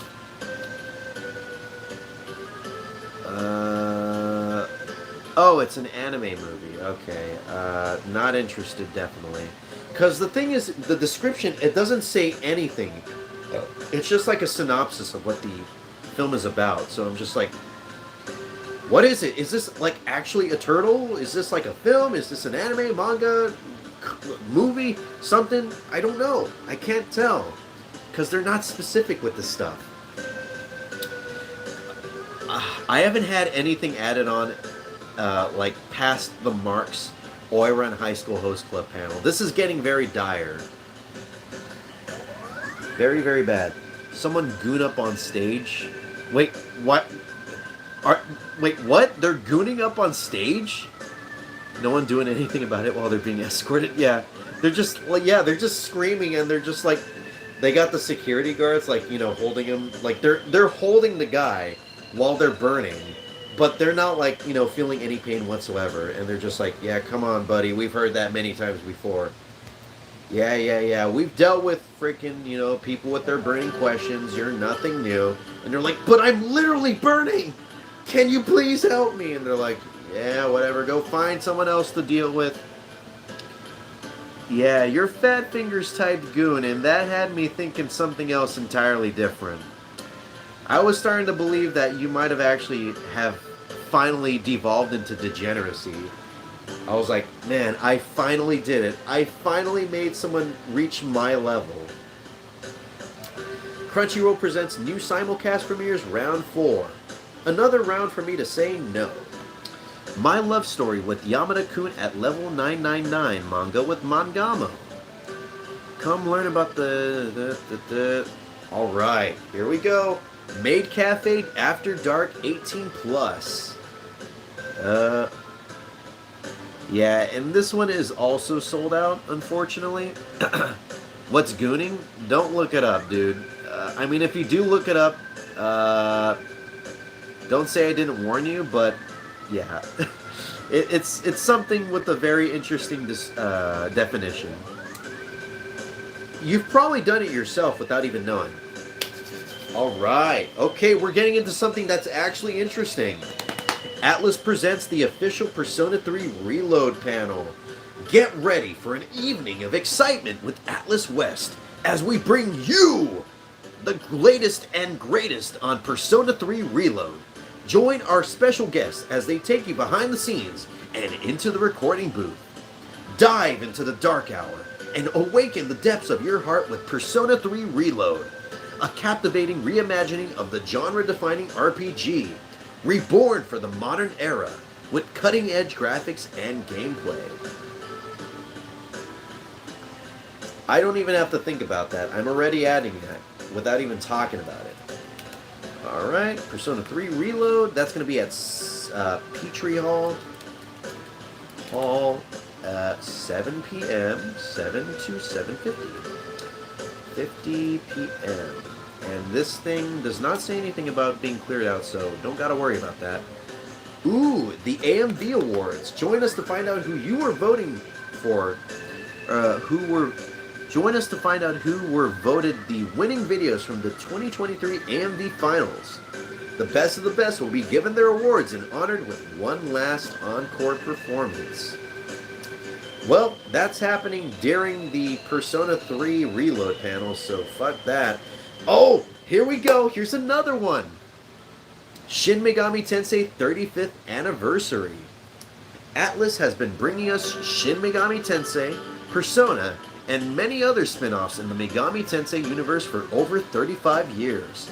So, the crew at SMT Network are here to bring us all together for this panel looking back at the past and taking a glimpse into the future for this classic franchise. This room will not be cleared prior to this panel. This room will not be cleared for the next panel. It's Shin Megami Tensei. How could I say no? SMT 34. Hey, Zero Trance, what are you doing? Ah, what are you kids doing up? Go to bed. Can we go to bed with you, dude? Just looked up gooning and I don't know which emotion I'm feeling right now. You should definitely be feeling the emotion that comes with gooning. What do you mean? Everyone does that, MF Doom. Don't act like you've never gooned before. No daddy trance. Oh god. I don't know if Zero Trance wants to be known as Daddy Trance. Unless you really want to be known as Daddy Trance, then by all means, encourage everybody, dude. I don't mind. Please. Also, for those who don't know, Zero Trance is a YouTuber just like me. He also does Persona and SMT stuff, mainly Persona stuff. And he recently streamed Persona 3 Portable, and he might be doing it again in the future? Question mark? Not too sure? Maybe? Yeah, I'm surprised you haven't done a Persona stream in a while, dude. What happened? What happened? I wasn't there for the first one. I was hoping I could be there for the next one. I don't know if I could be there for the next upcoming days because I'll be busy with AX in LA though, so gotta keep that in mind. I refunded. Wait, what? Why? Why did you refund P3P? You didn't enjoy it? I'm curious of how they feel about Portable. Wait, who? Zero Trance or what? Or me? Anyways, yeah. For this panel, I'm actually... Oh, you weren't feeling it? Okay. Understandable. I don't blame you. No worries. Nothing wrong with that. Makes sense. It's not for everybody. It's okay. But yeah, for the SMT 35th anniversary panel that they got going on, I actually kind of know... I've talked about it before. I talked about how I talked to Spencer before on his streams. And he would call me out and he'd be like, "Hey, it's Wolf397." And he never really specifies anything, but I think he knows me from the Persona 3 meme and maybe the SMT short films that I used to do. But yeah, his streams and stuff like that are like one of the very few times where I actually like feel my role in the community. Because honestly, I've talked about it before. I don't really feel connected with any of the communities that like my fandoms are a part of. I mainly just like, go gaga for what I like, and that's kind of it. Like, I don't really participate that much in discussions or like make that much fan stuff. Like with SMT, it might be a bit of an exception because like I made these short films and the memes and all that.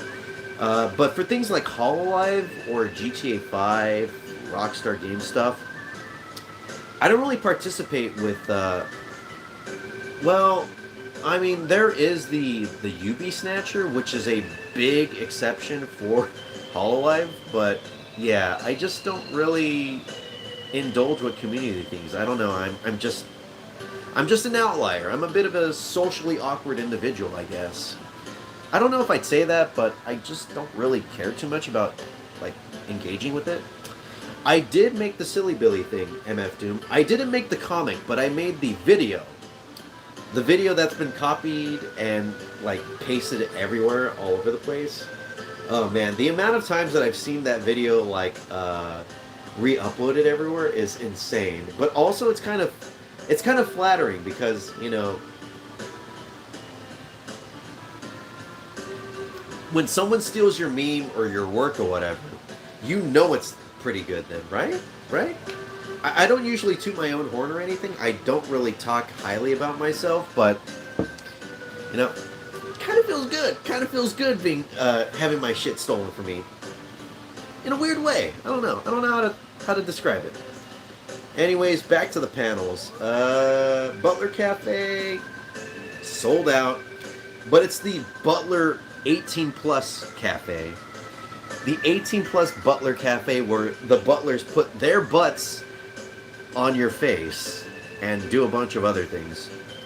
I get that. I just like what I like and barely interact with the fandoms. Yeah. Also, in things like fandoms, things could get a little weird. Sometimes there's a lot of elitism and a lot of gatekeeping, especially with the SMT community. And I just don't really jive with that stuff.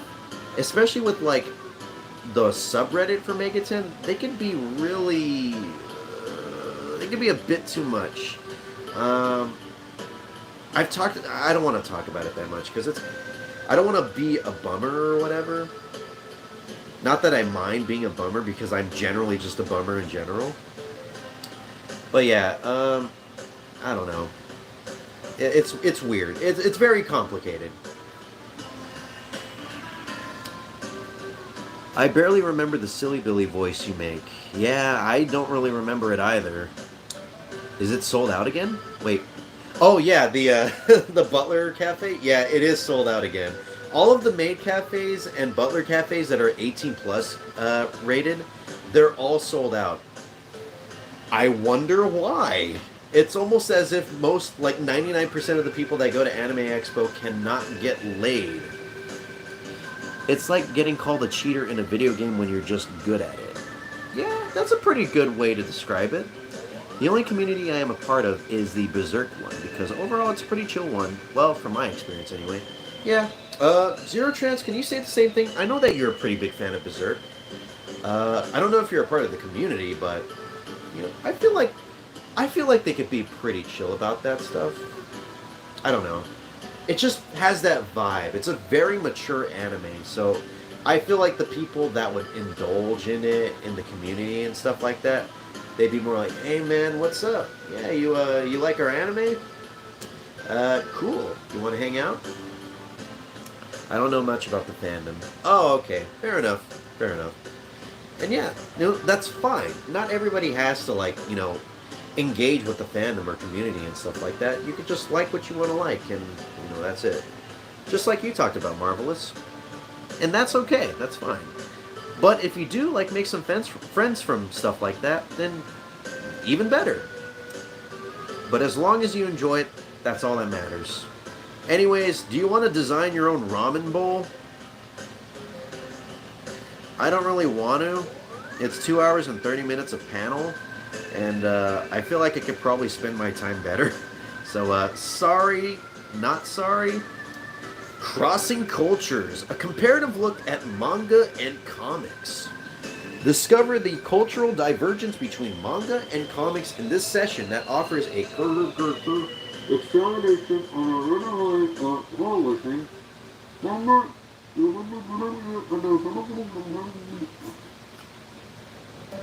And the factors that shape their respective popularity.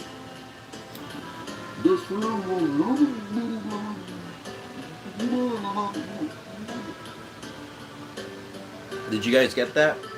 Anyways, long story short, not going to go to it. Neon District 18 Plus. What?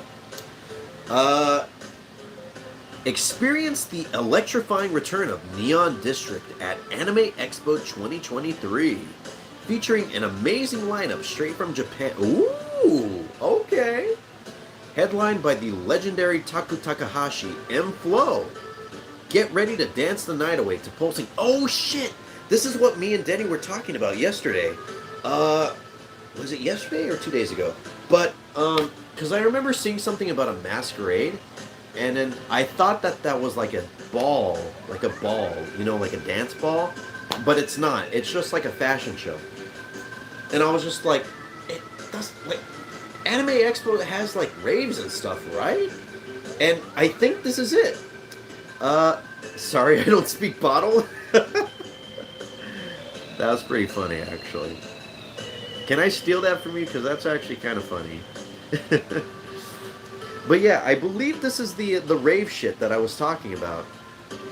8 p.m. to 12 a.m. Ooh. Consider me interested. I kind of want to go to that. It's a ticket event, so oh, fuck. How much does it cost?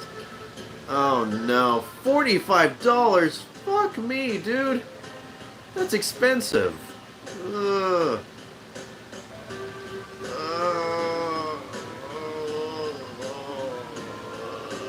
All sales are final, no refunds or exchanges. Oh, God. Oh. It happens on... Oh, God, I don't... Nope. Nope. Not paying $90 for that. No, thank you.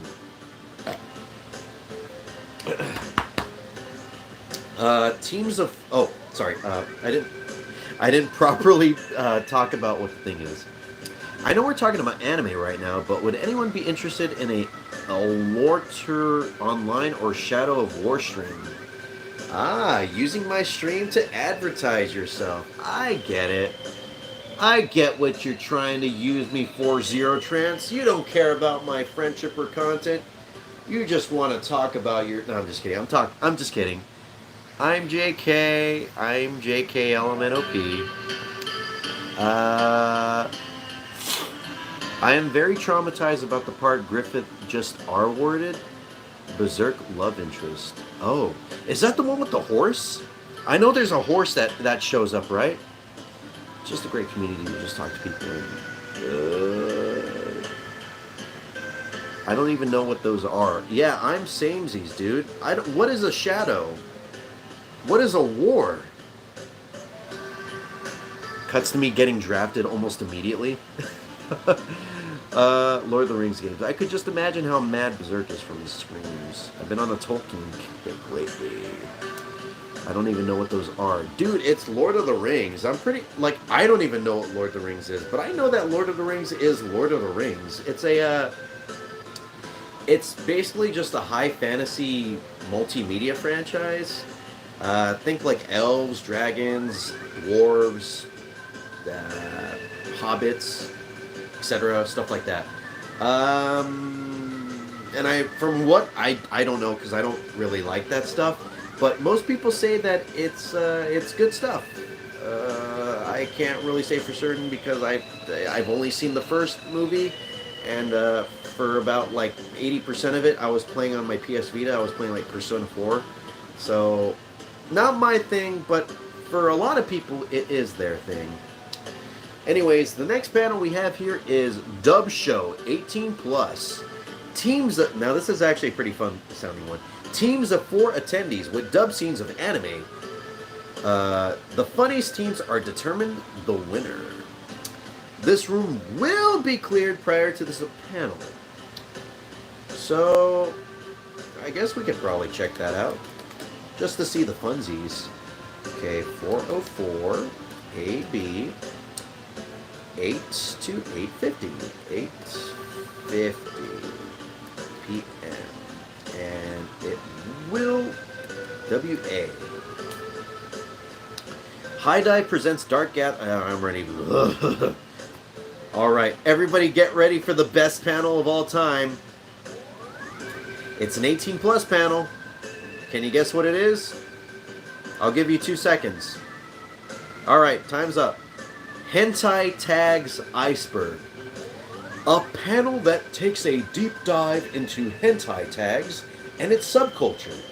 Talking about how did hentai come to be, and detailed discussions about the genre/tags that they have, both in Japanese and English. Also featuring a workshop activities to identify the hentai tags. So, is this just going to be like an hour and 30 minutes of them talking about ugly bastard tags? Because if so, I don't want anything about, like, anything of that in my life. But I'm still adding it on because it sounds interesting. Don't judge me, okay? I know what you guys are doing behind your screens. You guys are judging me. I just want to see what people have to say. I want to see if people hate ugly bastard like me. That's all I want to know.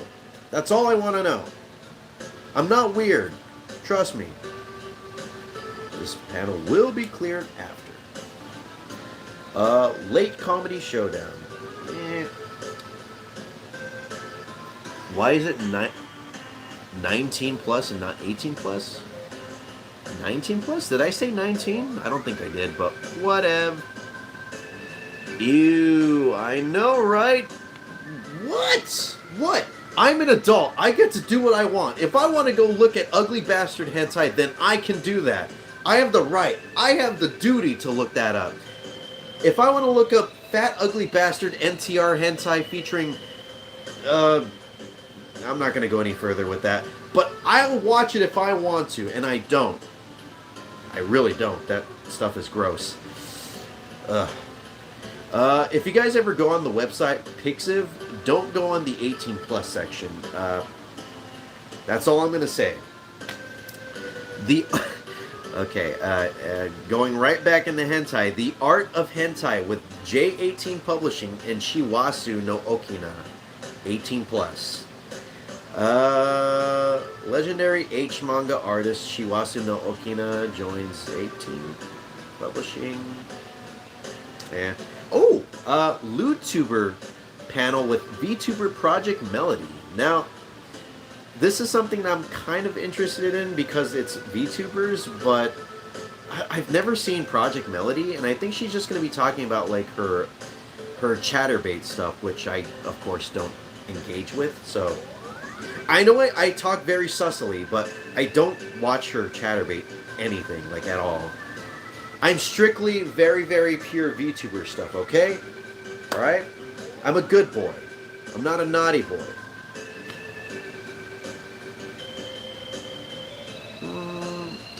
I will say, though, I'm kind of interested because she is one of the first people, like, first VTubers that I've ever, like, heard about.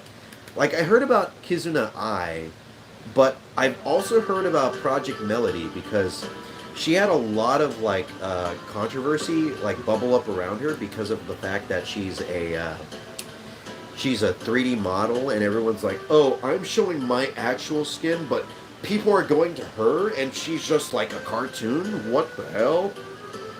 Everyone was just getting very, very jealous of her because she was doing really well. So it's kind of weird how like she was one of the very first like VTubers I learned about when she wasn't even like within the space at the time. She was just mainly doing her own thing. Okay, and that will be cleared after. So it looks like July 3rd is probably the one with the most interesting panels. And I feel like that mainly has to come down to the fact that there's Persona and SMT panels. Which, by the way, highly unrelated to whatever's going on right now, but for those who don't know about Laru, he's the guy that does like Digino Tensei. He's a really cool guy, but he was supposed to have his own SMT panel as well. But apparently, it was supposed to be on the first day, and it was kind of colliding with the time that the SMT concert was happening at. So he had to cancel it. He wasn't able to like reschedule it for any other days. So it's kind of a shame about that. A real big shame because I really love learning about SMT stuff from him. But yeah, if you're listening to this, Laru, I really wish that you could do your panel. If you could just do it live on your Twitch channel, please do. Looks like you're gonna meet Korone there. No, I wish. I wish I could meet Korone, but she's not gonna be there at all. In fact, Hololive in general just isn't gonna be like present at anime, right? Like, it's insane. They're the most. I talked about this yesterday. They're the most prolific VTuber group in America. They beat out Niji Sanji and VShojo, and it's like they're not going to be at the most like biggest West Coast anime convention. Like, they're having their concert here, so why can't they have like a Hololive meet here? I'll do it. I'll do whatever I gotta. Hey, Star Killer, what's up? Can't stay for long, but I hope you have fun at AC. All right, thank you, Star Killer. What's up, my dude? That's okay if you can't stay for long. That's all right. It is getting a bit late. It is currently 4:10 in the morning, so gotta go through this pretty quickly. All right. Denpasoft, erecting a market and the rise of adult gaming, 18 plus. No, thank you. Geek Boat World Tour. Are you so successful that you're feeling cavalier with your time at AX? Come waste your time at Geek Boat World Tour. The creative minds behind titles such as Pro Merit and Edge Runner will be talking about and drawing about the most useless things imaginable. Cool, sounds great, but no thank you. The ANN After Show Live, 18 plus. Join Lindsay Loveridge and Jackie Jing to discuss the July anime premieres. So this is a podcast that's being filmed live. Maid Cafe, After Dark, 18 plus. Sold out. The Great Outlandish Debate. Our panel group will have prompts about various anime Japanese culture topics to debate with the audience members, and the audience will determine which stance is the winner.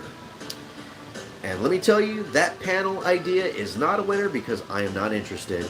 And lastly, we are rounding out July 3rd with the Butler Cafe Dark Romance 18 Plus. And take a wild guess. What do you think it is? If you guess sold out, you are absolutely correct. And now we've finished July 3rd. Wow, I can't believe we've been going at this for almost 2 hours. It's 4:12 in the morning, and we're barely done with a single day. I can't take this long for July 4th. I really can't. I gotta get this speed. I gotta go. I have to sleep, dude. I have to wake up in like 3 hours.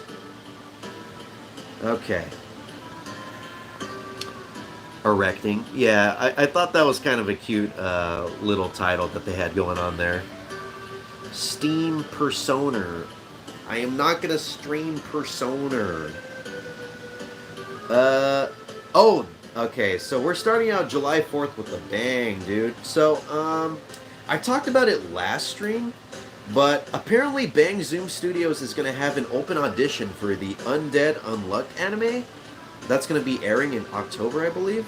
So that's going to be the very first thing that they have going on for July 4th. And I talked about how I wanted to do it, and I am going to do it. I'm totally going to do it. It's open auditions, why not, right? Like, if I actually do want to do, like, the voice acting stuff, then this is the best chance for me to take. So, auditions, main events. So what I'm curious about is it going to be like a audition where people can watch you audition, or is it going to be kind of like a private thing? Because I have a feeling they might try and do like they try to do a thing where they just like have the people like on camera, and you see like a big thing like on the screen, and everyone's watching you, and they're like, haha, funny guy sucks at voice acting. Funny Mexican guy is terrible. He doesn't know how to control his voice, etc. Stuff like that. Not that I'm nervous or anything. I will gladly make a fool out of myself any day of the week, but I'm just curious how they're gonna like go about doing this. But yeah, hello John Knight. Hope you are doing well. Welcome to the stream. It's a very early sorry about that. I just reconnected. Just remember, in anime, screaming makes you stronger. Well, thankfully, I'm very good with screaming. I was going to say streaming. If streaming also makes you stronger, then god damn, I'm probably like freaking Goku levels right now. How's your stomach? It's feeling a lot better. It was sucking for probably a good 5 or so hours after the stream ended. Because you weren't here, Zero Trans, but yesterday I drank a half gallon of chocolate milk, like, all at once. And that basically ruined my stomach for, like, a good 8 hours or so. It wasn't the best idea on my part, but it made for very funny situations to arise during the stream. But yeah, I'm never going to do that again. I am lactose intolerant, yes. Mainly towards milk. So I kind of knew that it was gonna fuck me up super hard. I hope you will be voicing Andy. Who's Andy? Like Toy Story Andy? Mom, get me a new toy. Woody's not enough for me. I need that Buzz. If you're talking about Undead Unluck, then yeah, I don't know like anything about that. I just know it's about like a dead guy and a... Oh, okay. Alright, Mr. Bale. Okay. Who is Andy? I'll probably have to look him up, and I'll try and get him as a part of my, because I guess you basically, like, come together with, like, a group of individuals, and then you all voice act together. I'm assuming, like, a scene. And, I'll try and get Andy myself. I don't know, like, do you feel like you'd fit me or something? Because if so, then I'll trust your instincts and choose him. Combining comic book and manga storytelling. Manga is currently booming in popularity. If you're an aspiring comic or cartoon creator, now is the time to take the risk on your passion project. Come learn the details of Eastern and Western storytelling and how to combine them into something new. No, I think I'd combine my time and myself with something else entirely, panel-wise. Sorry about that. A Hideo Kojima fan panel. Hideo Kojima is one of Japan's greatest video game auteurs in the industry. For 30 years, he has seen the beginning and end of Metal Gear, Snatcher, and Police Knots visual novels. He is currently working on DS2 and a project for Microsoft. This will cover his life, memoirs, game dev, and we will bring him on stage and jerk him off really, really hard because we know we love to do that. I feel like if I was Hideo Kojima, I would probably just try and start like a cult because everyone just like goes crazy over him. He's cool. I kind of think he's an egocentrist. Yeah, I liked Hideo Kojima for the longest, but like as time went on, I kind of started to feel like he was starting to get a bit full of himself. Like he did some great stuff. The Metal Gear games are great. Death Stranding is apparently really good. But I don't know. I feel like people like inflate his persona as being something way bigger than it actually is. But that kind of happens with a lot of things. There's a lot of cult of personalities that spawn in the art fields. Like, you got people that have circle jerks over, like, filmmakers. Martin Scorsese, Guillermo del Toro, artists like Andy Warhol, things like that. Musicians like the Beatles, stuff like that. It's something that happens a lot, but yeah. It only makes sense it would happen with video games. But he's cool, but it's not as great as most people make him seem. Metal Gear is awesome, though. I agree. I hella agree. Your YouTube stories got blocked. Wait, so you can't view my YouTube stories at all, John Knight? Damn, that's a shame, because I think some people can actually see them. Giant robot costumes with Uber cosplay. Have you ever wanted to take your cosplay further and create a costume of one of anime's various famous giant robots? In this panel, Mecha Cosplayer Extraordinaire Uber's Cosplay gives an in-depth how-to for your own city-stomping robot suit. Oh man, stomp on me, because I think I'd rather have that happen to me than check out this panel. City Popular, a perspective of the rise of City Pop. Okay, I know that Denny is actually into City Pop, so I'll add that on to the panels. 10 to 12, or 11:20 a.m. Oh shit, I forgot to add the the panel room. Alright, 411. And not after. Okay. Create your own Japanese crafts, plus resting station with Kizuna Little Tokyo. Design your own Hachimaki headbands and Uchiwa fans while learning about the culture and who we are. Come relax at our family-friendly workshop. Oh, that's cute. And honestly, I'm concerned about him not being involved with the Snake Eater remake.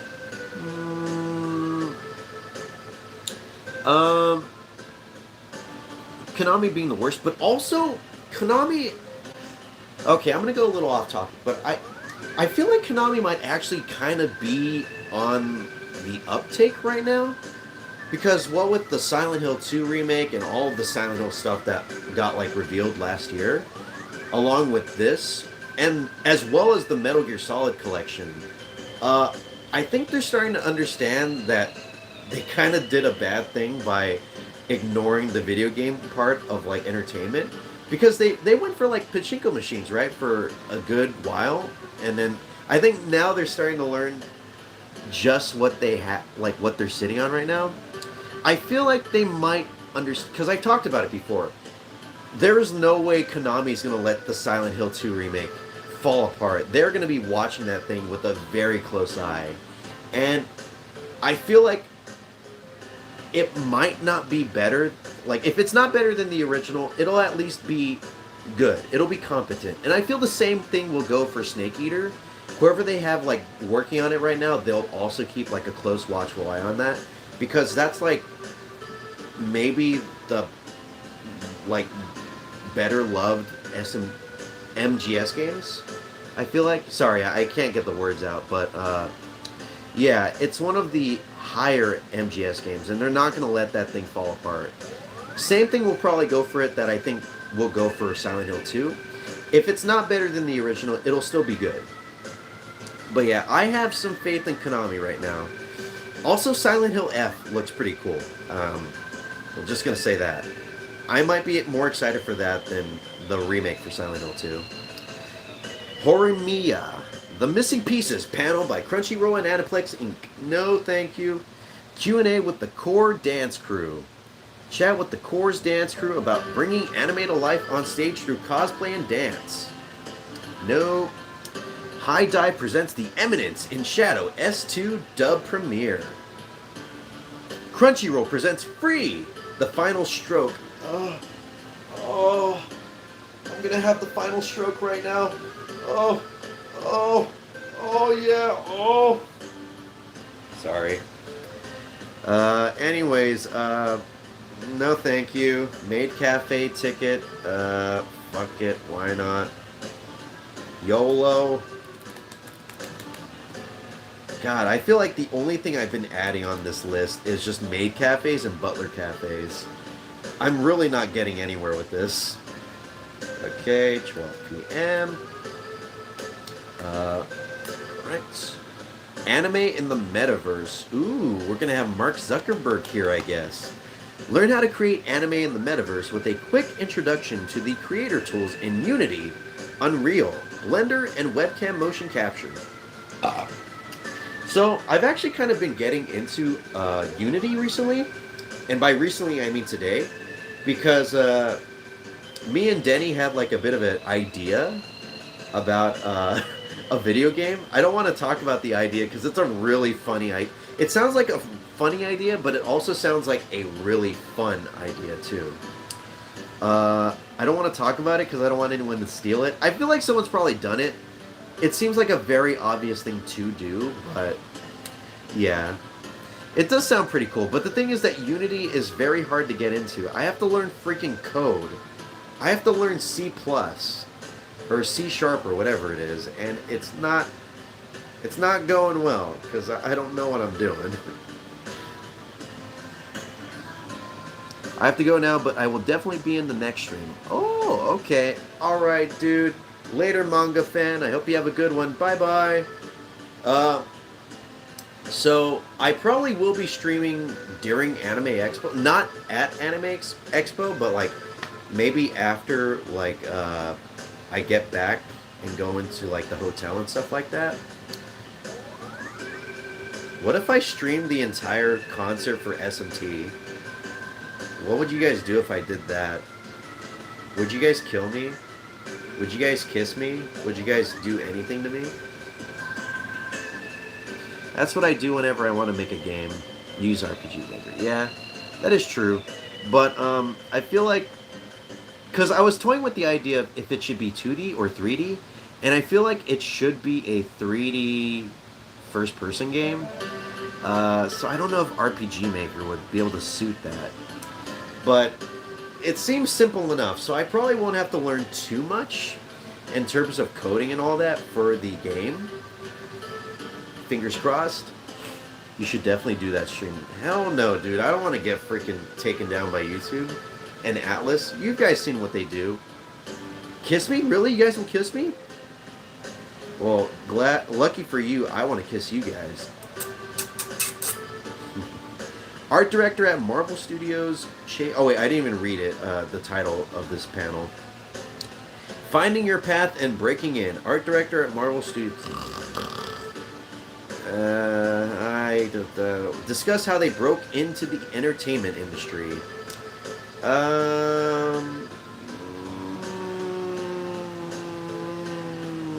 I'm good. I'm fine.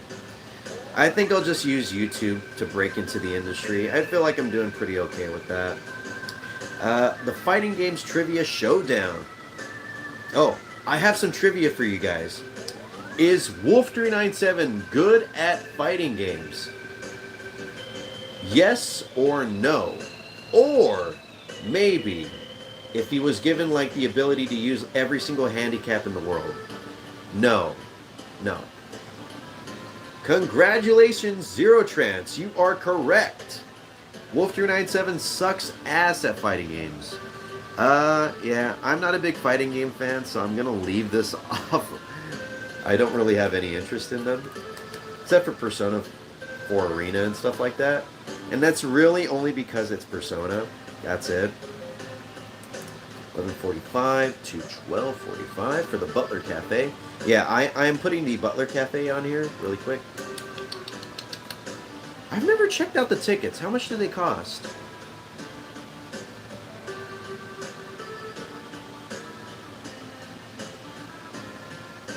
Reserved tickets?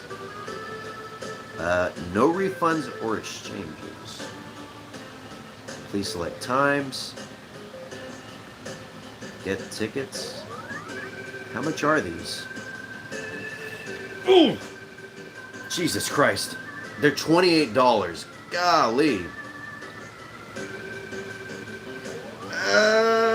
No thank you. I think I'd rather just stick with meeting girls out in the real world. I know it's hard and scary, but I'll do it if it means I could save $28. I beat his ass so hard. Oh yeah, you absolutely did, dude. You absolutely did. You made me your bitch. Oh god. Humane's Mitsuru, who is worst girl. Hey. Hey. You know, I could easily just time you out right now. I could easily block you from all of my streams. You know that, right? You better watch where you're walking on eggshells right now, dude. One wrong chat comment and you're gonna be going through the freaking wall. Or into my ass. One of the two. Japanese drumming with Senryu Taiko. Have you ever wanted to try out Taiko? I have played the game before. Well, look no further than Senryu's Taiko's Matsuri Workshop. Matsuri is a festival, a summer festival. I know about that because of Hololive. Attendees will be learning a joyful song that captures the feeling of a festival. Oh, that actually sounds fun. Taiko. Okay, 406B, 40680 actually. 12 to 1:20 p.m. And there's nothing about having to be cleared out for that, so... What's it like to work at a game company like CyberConnect 2? We'll give a talk about the ins and outs of working at the CyberConnect studios in Japan and the benefits and charms that come with it. We will also discuss our newest title, Fuga? Fuga? It's F-U-G-A. Fuga. Our newest title, Fuga. This panel will be followed by a Q&A session. Alright, later, Mr. Vale. Bye-bye. You have a good one. Sleep well. Have a wonderful dream. I hope it includes me. I'll be in your dreams. I'll be in your dreams. I like Chris Chan. Star date, July 1st, 2023. I've invaded about 15 people's dreams today, and none of them will know that the reason that they have the wet dreams is because of me. I'm a sex beast, and I'm on my love quest, and I'm gonna get myself a boyfriend-free girl, 21 to 28-year-olds, as of February 26th, 2023. Hopefully my future girlfriend can bail me out of jail, and I won't have to fuck my mom anymore. In another world, an isekai genre discussion panel. Join J Novel Club as we do a deep dive into the wide and wacky world of isekai. Whoa! As a best-selling genre, we'll talk about some of the first iterations, talk about some trivia, and also find out if the audience has the skills to survive being isekai'd by a truck themselves. Wait, so are they gonna like take an actual truck and run someone over? Also, find out if the audience has the skills to survive being isekai'd by. What the fuck does that mean? That's scary. Are they actually going to kill somebody on stage during this panel? On July 4th, we're gonna have the first death at Anime Expo. This is gonna be scary, but also I kind of want to be like, I want to be that person isekai'd. I want to be the truck. I want to be the panel. I want to be the stage. Alice in Wonderland was the first. Yeah, but unfortunately, Alice wasn't hit by like a 5-ton semi truck, so. Is it real? No, it kind of is an isekai, in a way. Anything that involves anyone going to, like, another world is basically an isekai. But I think isekai mainly involves, like, the person dying and being transported to another world where they live forever, I guess, or something like that. I don't know. I don't know anything about isekais that much, except for Konosuba. Which, by the way, if anyone likes parodies and isekais and anime and boobles, you will love Konosuba. It's got all of that, and then some. Also, apparently the English dub is basically just like a YouTube abridged series or something like that, because of how crazy and wacky it gets. Learn how to sword fight like anime. Okay, so I already have this one on here. Oh shit, no! Yeah, I already have this one on here, so I'm gonna ignore that. Step into D-Ring with Digital Era Entertainment. What is that? All I know is that the founder of Digital Era Entertainment is called Mario Bueno, which, like, bueno means good, so would his evil version, would the evil version of this guy be Luigi Mal? Luigi Malo? That was bad. That was stupid. LGBTQ plus themes in Sailor Moon. Ooh, are we talking about the cousins as dubbed in the original dub for Sailor Moon? Aqua. Ah, yes. A fellow Aqua enthusiast. Finally, something we can agree on for once. I myself am a big fan of Aqua. She's very cute. She's an idiot, but she's cute. And that's what makes her very, very charming. The entire Does that start and end time right? It's just an hour and 20 minutes long. Okay, so this panel is called The Entire Lore of Kingdom Hearts, but I don't know if that could be right. Because this panel is only an hour and 20 minutes. You can't fit even one game's worth of lore from Kingdom Hearts in an hour and 20 minutes. There's got to be something wrong with that. I'm going to have to call Mr. Expo, Mr. Anime Expo, and figure out what's going on with this. Mr. Anime Expo, first name Anime, last name Expo. Mother's maiden name 2023.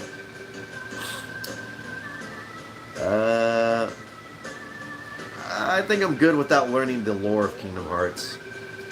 Outlandish Swipe to Pipe. Anime Tinder. We will be creating Anime Tinder profiles of characters for the audience to try and guess. Shit, I won't be good at that. I am not good when it comes to figuring out anything anime related. I don't even watch Konosuba. I just look up Aqua on... Oh, you too? You look up Aqua on on the site? The Pixiv, the hub? No. I know where you look up Aqua. You look up Aqua in the clouds because she's... That was a stupid joke. That wasn't even funny. I'm so sorry about that. That was lame. That was horrible. I apologize greatly. Tokyo Pop. An 80s gem newly restored in 4K. Fran Rubel Kuzui's love letter to the vibrant underground Tokyo rock scene of the 80s, with cameos by metal band X Japan and original songs by Red Warriors, and Kotogawa Rin, starring Carrie Hamilton, Fame, and Japanese rock star Diamond Yukai. This room will not be cleared prior to this panel. I don't know anything about this, so, pass? Maid Cafe, once again, just to fill out my panel thing, 1:30 to 2:30. Okay, and PM. There we go. Charity auction. Fuck them kids. No one needs charities. Crunchyroll presents new Love powered by Tokyo Pop. Manga. If you want to hear a banger, look up Konya wa Hurricane from Bubblegum Crisis. Damn, with a name like that, I definitely have to look it up. Bubblegum Crisis? Consider me counted in. Records of anime, collecting anime vinyl. The hottest way to listen to anime music is on ... records? Record scratch? Come and learn why you should be listening to anime music on vinyl, and how to start collecting anime music on vinyl, what's available, where to buy, and upcoming releases. I don't know if I want to waste any more money on vinyl. Much less anime vinyl. Dude, I remember when I was collecting vinyl for a little bit, and that was not good for... First of all, I was doing it when I was in college, and I did not have a job yet when I was in college. So I was basically hemorrhaging money just buying a single vinyl. I remember like going to FYE, and they would have like this this program, this club, not club, but membership program. And whenever you would sign up for it, you would get a free $20 voucher to use on anything in their stores. So what I would do is I'm not proud of it, but I would sign up for the membership. I would get the voucher, and then I would buy a vinyl, and then I would cancel my membership. And then since I have like a shit ton of like email addresses and stuff, I would sign up for the membership again, but with another email address.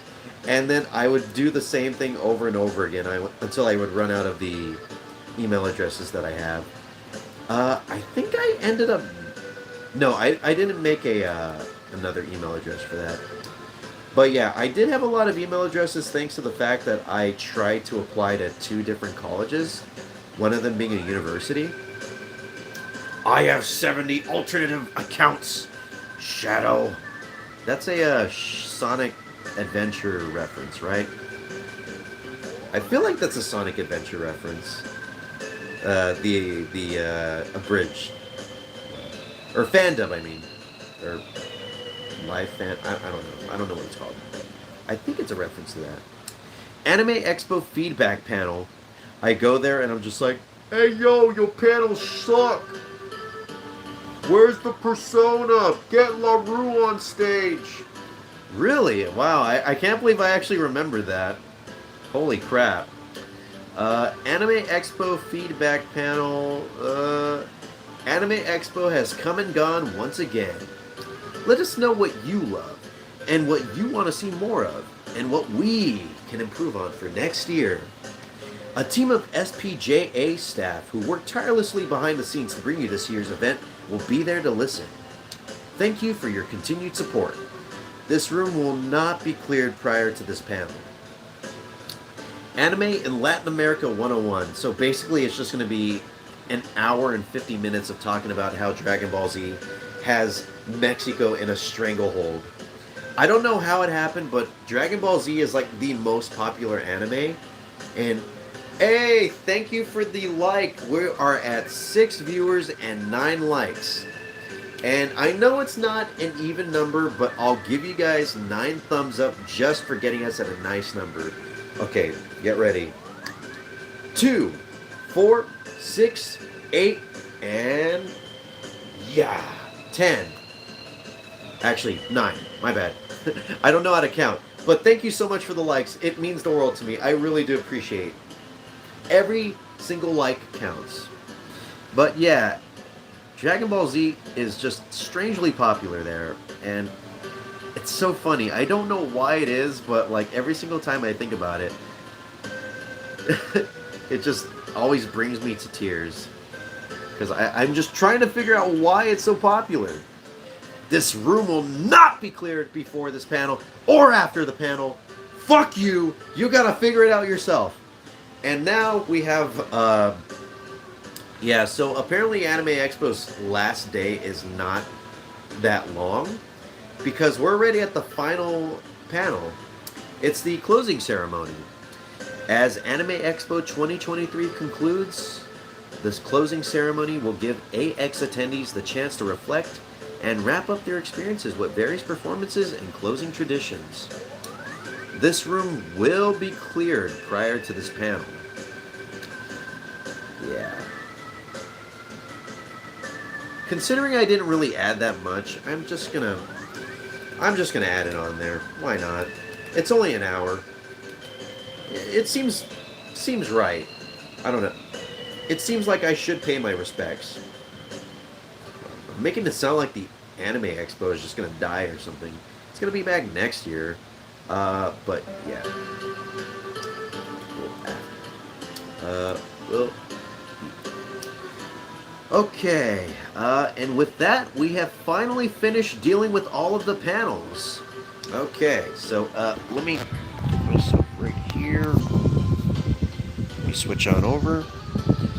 So this is what we got right here. This is all the stuff. This is the fruits of our labor. This is what we dealt with. I know it looks like a lot of stuff, and it is, but, you know, it's all done. It's finally all done. It took us two freaking streams. We did it. We did it, everybody. And now, along with the closing ceremony of Anime Expo, this will also probably be the closing of this stream because it is 4:43. I have to wake up in approximately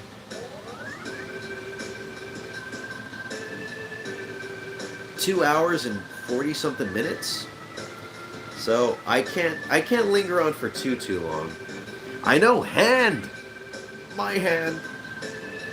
You don't want to know what I've been doing with this hand, and you definitely don't want to know what I've been doing with this hand.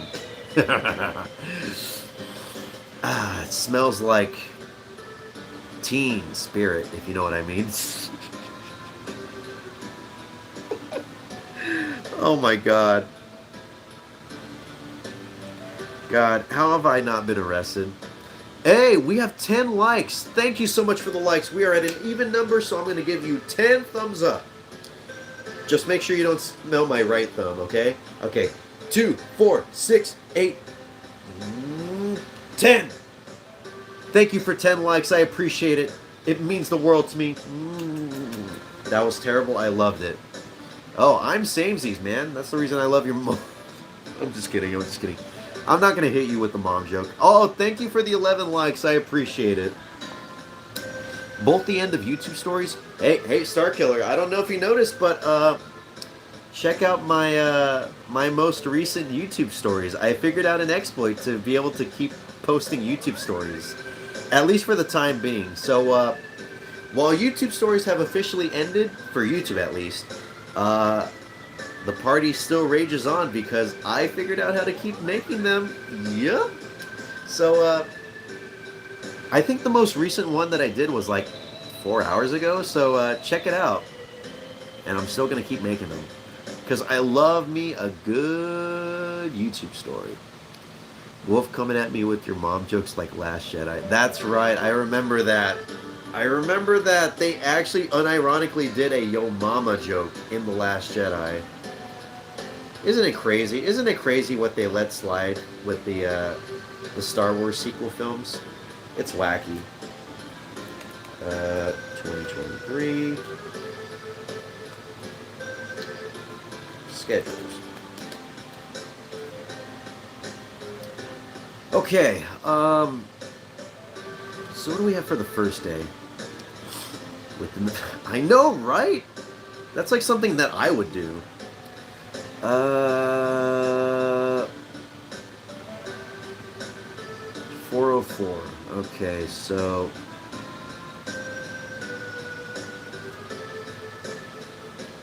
Okay, so I'm not going to end the stream just yet. Uh, what I'm going to do is I'm going to look at the first day, July 1st, and I'm going to check out and see what. Because I talked about it before last stream. There are some panels where you can't just go in willy nilly because, like I was saying at some of the end of the descriptions for some panels, this room will not be cleared before or after this panel. So the thing with that is, whenever there's panels that are like that, that means that they're not going to clear the attendees that are there watching that panel. So there are some people that, are there prior to that panel, like previous panels, just so that way they could see like a panel that's upcoming in that area, because the panels before that are not getting like cleared out. So it's kind of like a thing where you have to go and save your seat. It's a very extreme example of that, but that's just the way it goes, I guess, for Anime Expo. So I'm gonna have to look into that and see if I'll be able to do, or like see what things I have to like check out, see what panels I have to go to, because I know there's a few panels here that have the thing where it's not cleared before or after. So I know the Gunpla one is one that Denny wants to go to, so I gotta check and see what's happening before that. Oh shit, I gotta go to the Twisted Wonderland panel? Fuck. Ugh. Oh, 10 a.m. to 10:50. Ooh, fuck me, dude. Fuck me. Oh my god. Oh. I hate myself or their whereabouts. Yeah, you're right about that. Oh man. Come on. Tell Denny I have 3 gun. Oh, okay. 3 Gunplas? Are you gonna sell them to her? Because if so, I'm pretty sure she'd appreciate if you if you just gave them to her. You'd probably be best friends with her if you did that. But let's see. So Twisted Wonderland. Oh my god, fuck my life. Oh god. So what happens next for 404 AB? They're mine. Well, give them up. Give them to us. Let me have them. Okay. So I guess I don't have to worry too much. Apparently, the only thing I really have to worry about is oh, this room will be clear for the next panel. So what about Twisted Wonderland? Twisted Wonderland.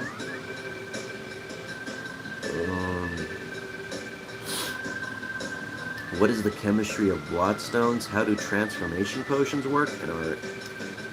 Yeah, it won't be clear for the next panel.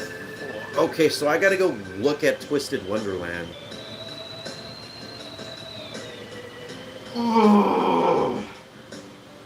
I'm okay, don't worry. Fuck me, okay. Twisted Wonderland. 404 AB.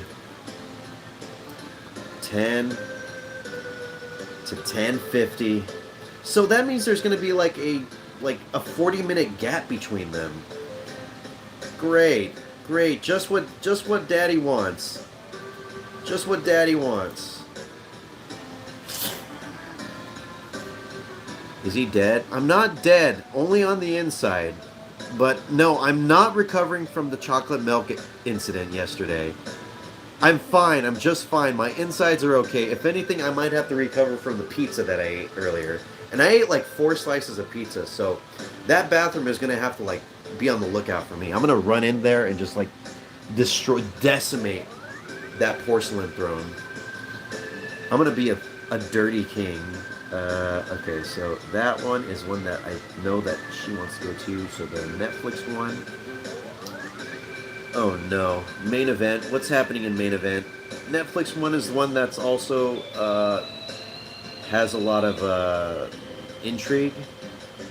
Netflix 315. This room will not be cleared to this panel prior to this panel. This room will not be cleared after this panel. Oh dear God, have mercy on my soul. So it's going to be starting at 12:15, all that main event stuff. God dang. So the thing about the Netflix thing is Denny wants to go there because I guess there's going to be someone from Kamen Rider, an actor from Kamen Rider. The guy that plays Ryuga Banjo, that actor, he is going to be there. Which, by the way, I'm going to be cosplaying as that guy for day 2. So if you guys are going to Anime Expo, keep a lookout for Banjo Ryuga. That looks suspiciously like me. I still have to deal with the pomade stuff. I bought that like yesterday, and I have yet to use it on my hair. Only thing, I met a Joker cosplayer while waiting for the bathroom. Really? Did you guys use the bathroom together? Did you cosplay as Persona 3 protagonist, and then did you use the bathroom? And then did you end up feeling better, and your mood was like... Or not your mood, but your status ailment was like taken away. Yeah, I know. Not many people remember the fact that Persona 3 had sick ailments and stuff like that. What a weird time. But okay, so high dive. Oh, fuck me. Okay.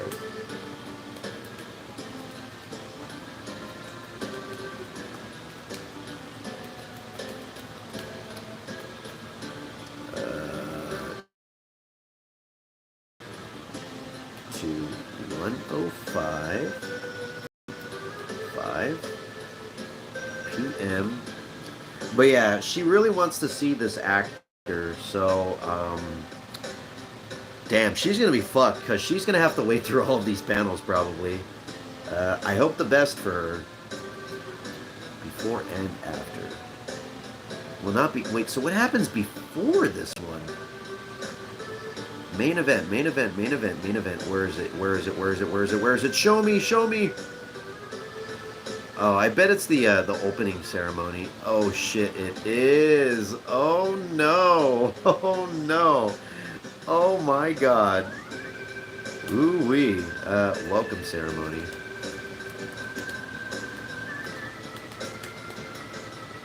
(10:30 a.m. to 11:20 a.m. Oh god. Not after. Okay. So I got that figured out for her. Thank God.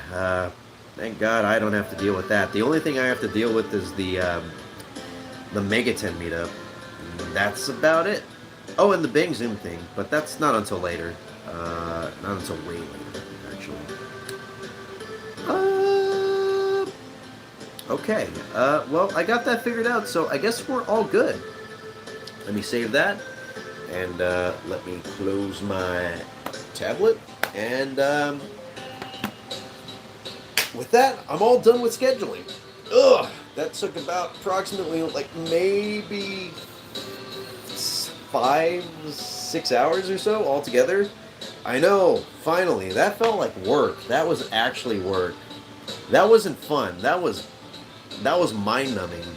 Going through all that. I know I could have done that myself and went through it a lot faster, but I just kind of wanted to share this with you guys, and I guess kind of learn about this whole culture of conventions, like, and things that come with it, such as the eccentricities of, like, panels and all that. Like the fact that I have to go to another panel if I want to see, like, another panel that's happening 5 hours from then. Stuff like that. So yeah, it was fun. I liked it. I don't like that I'm gonna have to deal with, like, going to like 17 panels before I could go to the one that I actually want to go to, but at least I got to learn about that stuff with you guys. And it's really late. It's almost 5 a.m. so I'm gonna have to call it here. If there's anything that you guys have been holding within you for the past 2 hours and 35 minutes. If there's any deep, dark secrets, if there's any cosplays, any naughty cosplays that you guys fantasize about seeing me in, leave it in the comments. Speak now or forever hold your peace. Tomorrow, or today, more like it, is Anime Expo. and things are going to be pretty busy. So I might not be able to make that many stories. I might not be able to make that many community posts, but I will try to get a stream in tonight. Hopefully, I'm praying, because it would be so much fun to talk about the S&T concert, as well as my very first day at Anime Expo. Cosplay as P4A Mitsuru. Oh yeah, of course. Yeah, I bet you want to see these boobles in that tight catsuit spandex stuff. Yeah, yeah. This is what y'all like, huh? This is what y'all like. Yeah, I would not look that good actually. I would look very bad. Um, but I will say, I will definitely look at myself in the mirror really, really hard. I will eye bang the hell out of me. And with that said, I'm going to end the stream. Thank you all so much for watching.